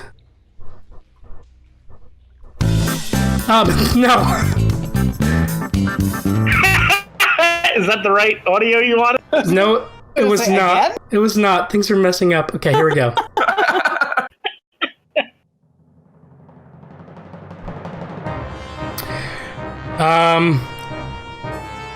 The hour passes, and at the turn of the hour, something terrible happens. You all hear a huge crash, and it doesn't take long for you to realize that the enemies are now right outside the fortress, and they are smashing the gate apart. I'm actually going to make the executive decision that because you are all smashing each other apart, you do not hear the gate being smashed apart. Yeah. Regardless, you do all roll a d6 to determine how much hope you lose, because that is a resource being lost. Oh no. But everybody made out, so I get. Oh, that's hope right. We do back. need to do that first, I think. We didn't, because I'm gonna die. We'll basically do the math and then see where you end up. Okay. Oh, okay. Whew. I've got negative. So where does everybody land? So so you all successfully made out. So now, write down how much hope you lost, and basically add or subtract a d3 roll This gets so complicated because you recover hope equal to D3 plus the sum of the marks that you have on each other. So Zogoth was with... I have 5 marks on people. But it should only be... So Kilnash and Salak, whatever marks you have on each other, you recover a D3 plus that number. And Zogoth, Duroth, and Grok. Okay. Does that make sense? Yeah. So I think I'm still Duroth, negative. I have 2, and Grok I have 0. Okay. I have 1 against Zogoth. So add up total how much Grok, Duroth, and Zogoth have on each other, like 3 All the ways. shared marks in that encounter. So I've got 2 marks against Duroth and 1 against 1 mark against Zogoth. So that's... Yeah, and I have 2. So 3 plus 2 plus 1. So 6. 6. So 1d3 plus 6. All So you recover 9. So are you all fine? Yeah, 19. Salak and Kilnash, how are you doing? I have -1. So Kilnash has made out with Salak, and it was bad. Oh, God. Oh no! This is why nobody really wants to be with Salak. Yeah, it makes sense. I mean, well, no. So like, we could narrate it differently. So I mean, basically, you do run out of hope, but all that means is that you either leave the fortress now, or you will end up dying in the next hour, basically. So Kilnash, you, after making love to Salak in this room full of orcs making love, you are overcome with the need to either leave the fortress or resign yourself to your death. And whether that means leaving alone or trying to like see if somebody wants to leave with you, that is up to you, but that is your situation. I think I'm resigned to my death. I don't think I'm going to just leave because I don't think that he would do that. Yeah. Okay. All right, you have resigned yourself to your fatal Kilnash. fate. Kilnash, I know that I haven't been the kindest to you. Well, with you being so cool and all, everyone wants to throw axes. No one wants to clean up boar shit. So you get all the cool recruits coming to you, and well, they never came to me. So I'm just saying. But you're cool too. Oh, I know. I don't need you to tell me that. That's fine. I'm here to make you feel better. I'm not searching for something. I'm just saying it's going to be worth it because, look, if we put so much love into this room, that we're going to close these doors, and there's going to be a Weagle on the other side of them. Right? Trust in me. I will. Somehow. So do you all step out of the Weagle shed? Yeah. Yes. Yeah, you step out. Yeah, and is there anything that may happen with the animals as I'm in there and then also leaving? Just throwing that out there. Yeah, definitely. The wolf and the eagle, like, definitely, like, we're watching you and Kilnash at first, and they both were just shaking their heads. Oh no, this doesn't bode well. Yeah, I figured I could see their disappointing looks and that, maybe lost a lot of my vigor and excitement about the whole situation. Yeah, that didn't help. And also, the wolf and the eagle are down to like 2 hope each. So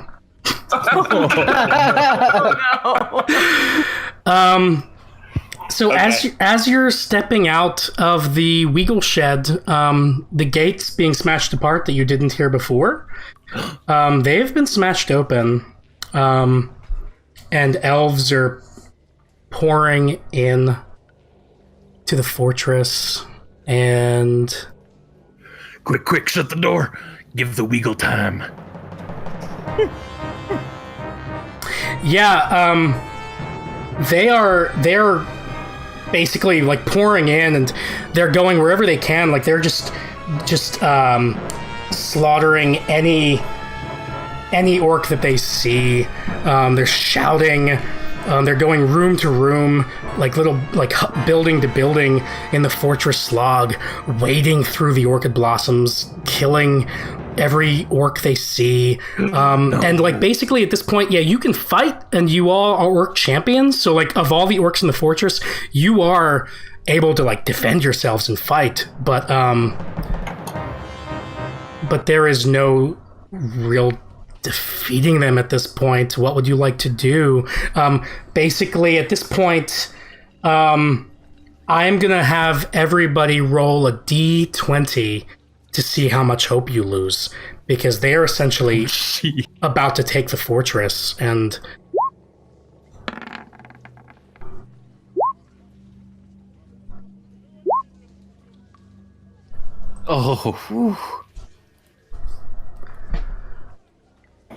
Grok is just full of. Salak loses. of all the times, like a 20. Yeah, it's perfect. You lose so much hope because the wolf and the eagle were so judgmental, and Kilnash obviously didn't have the best time. Yeah. How's everybody else doing? Did anybody else run out of hope? Nope. I was already in. Yeah. So now Salak, you are faced with the same decision that Kilnash faced. Like the elves are pouring in, slaughtering everybody, and you are out of hope. You can either try to escape the fortress, or you can stay and die here. So I'm gonna. I ran over to my forge when I saw this was happening, and I'm going to get a weapon that I had created, and I'm going to take a moment to in the side of the, like, you know, kind of the inspiration from the weapons I made for Kilnash and everything else. I'm just going to on one side of the blade, I'm going to carve just very quickly, very roughly, a moon, and on the other side, I'm going to put a tooth. And then I'm going to run out into the like fray, swinging the sword and just, you know, screaming, and just, you know, with no hope that whatever, but just, you know, running into death's arms. Okay. Anybody else want to narrate anything that they'd be doing right now? Yeah, if I could. Yeah, go ahead. I was just gonna say if I could find anybody, especially Zogoth probably, but to tell him to go to the shed and I'll defend it. He stays inside, you know, hope that the Weagle will become a Weagle and he can fly out of here just in the last moment. Please, yes, defend it. I'll keep the door shut so it has time to make itself. And in the last second, I'm going to open it. And Kilnash, I promise, it's going to be glorious. I know it will. But I accept you dying for this cause.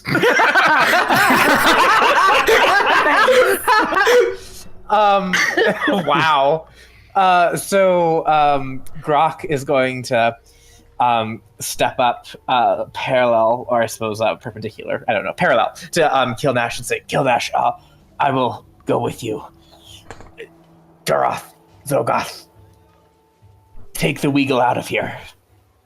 And he will strip off his tube socks, light them on fire, and run out screaming, hurling these flaming balls of acrid socks at whoever he can reach. Amazing. Amazing. Perfect. And Duroth is he's also out of hope. He's at -4. So you have the option, having run out of hope, you actually could escape the fortress if you wanted to. Understood. Duroth is going to also approach Zogoth, his warlord, and he'll say, "You, however small, however minuscule, this hope is that you have, this weagle that you speak of. I offer. It's about 5. It's about 5 on my hope for it. If you had to put a number on it, you'd say 5. Yeah, if I had to put a number on it, it'd be 5. Like out of like 20, you'd say, like, you know, right. I offer you my final omen, Zogoth. I will, with my last breath, read this blood for you to tell you the last step to make the Weagle be. And he's gonna take his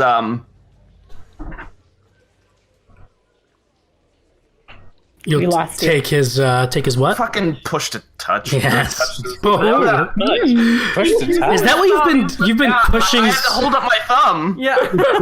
I'm gonna say what? He's gonna take his thumbnail, his super pointy thumbnail, and rather than gouge it into his scarred, wounded arm once again, he's gonna say, "Omen!" and he's gonna plunge it into his stomach and rip across from left to right. Amazing. He's gonna say, "Omen!" and he's gonna reach down and along the arteries along the inside of his thighs, he's gonna slit them open. And then shouting "Omen." Yeah, and then as he utters the final "Omen," it gets cut off halfway as he slits his throat. Oh my god. Oh my god. That's incredible. Yeah, and then as he's falling, he realizes that he has no way to actually read this omen as he bleeds out in front of Zogoth. Grok could try to scry it. I will say that Grok is probably busy hurling his socks at people. All right, yeah, you're busy. So yeah, this last omen scry, Duroth, is a mystery. Zogoth might look on. How do I complete it? How do I complete it? You're asking yourself that, Zogoth, and but before, am I gonna have to try to read the omen? No, I don't. I'm not. There's no time for that because basically the doom that you've all been expecting has arrived. More of your elvish enemies rushed through the fortress, killing everybody, and now coming up, and even you all, the orc champions, are outnumbered. And I'll do this one more time.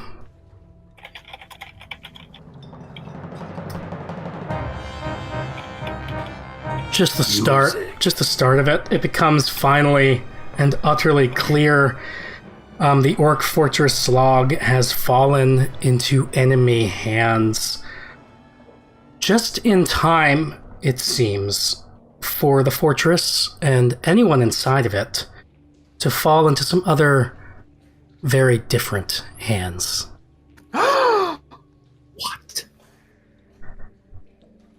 So for any orcs still in the fortress, and that includes Kilnash, Zogoth, and Grok, you're still there, and you're each respectively killed by elves, and as your eyes close for the final time, you see something very peculiar. You see 1,000 orchid blossoms, no, 2,000, 3,000, now 4,005 rise up from the ground in enormous tidal waves and crash down on everyone in the fortress. Everyone, elf and orc alike, is consumed by the orchids and pulled into a deadly, flowery abyss. And any orc who's around to see this, including the three of you, even as you yourselves are consumed, you take one final pleasure in seeing these elvish scum look shocked and helpless as they're devoured by these absolutely unstoppable flowery waves.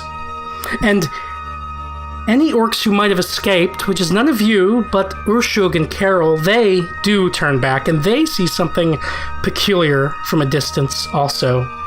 What they see is the birth of a mountain, a majestic purple and pink mountain of orchid blossoms. The earth rumbles and quakes for miles as this enormous sloping meadow just solidifies and congeals out of nowhere over top of the fortress log. And then the rumbling and the quaking stop, and everything for miles is still.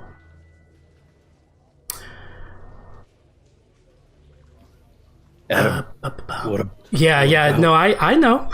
Adam, what about?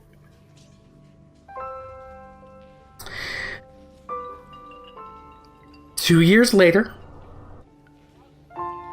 only a short while after this war has ended, and an unsteady but newfound peace has been forged between all the inhabitants of this land, two orcs, both women holding hands, return to this mountain. And upon climbing it, they see here and there bits of stone parapet sticking out of the ground, remnants of a life they once lived, a life that they're glad to have left behind. And as they descend the other side of the mountain, to their astonishment, they find a very, very old orc in tattered robes, still descending. Still taking his time, moving at his own pace, because that is all anyone can do. And perched on this old man's shoulder is a weagle. A wolf-eagle hybrid.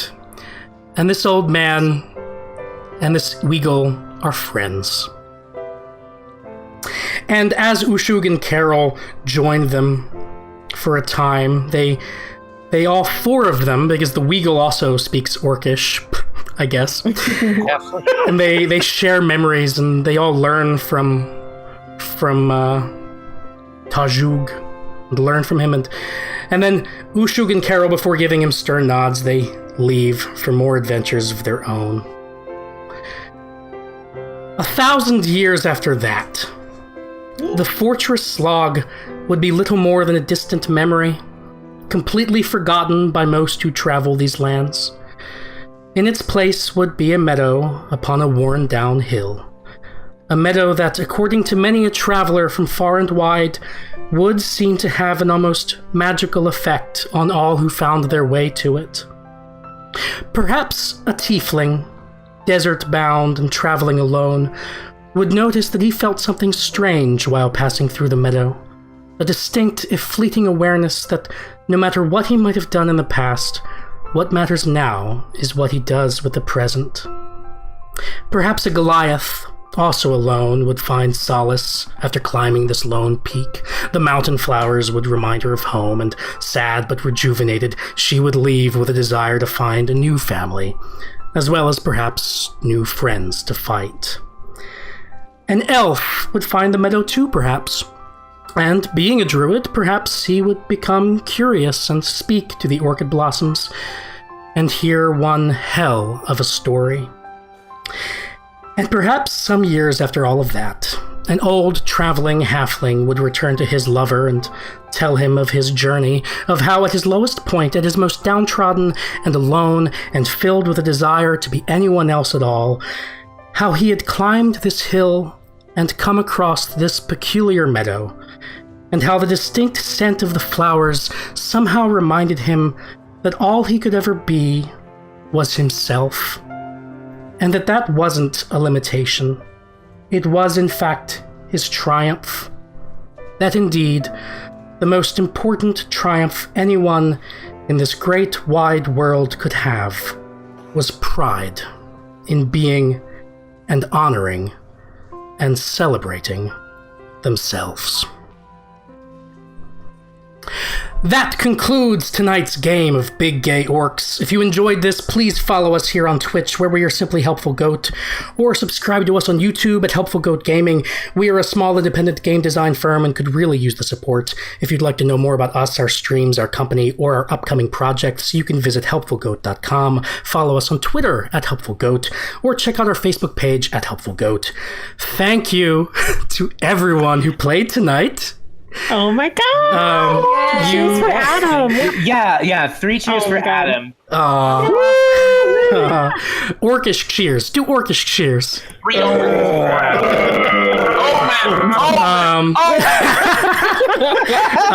Thank you. You made my first GMing experience an absolute dream. Really appreciate it. And thank you also to everyone who tuned in and who listened. I really, really hope you enjoyed it. From all of us at Helpful Goat Gaming, we wish you an excellent and pride-filled evening. Good night. Good night. Good evening.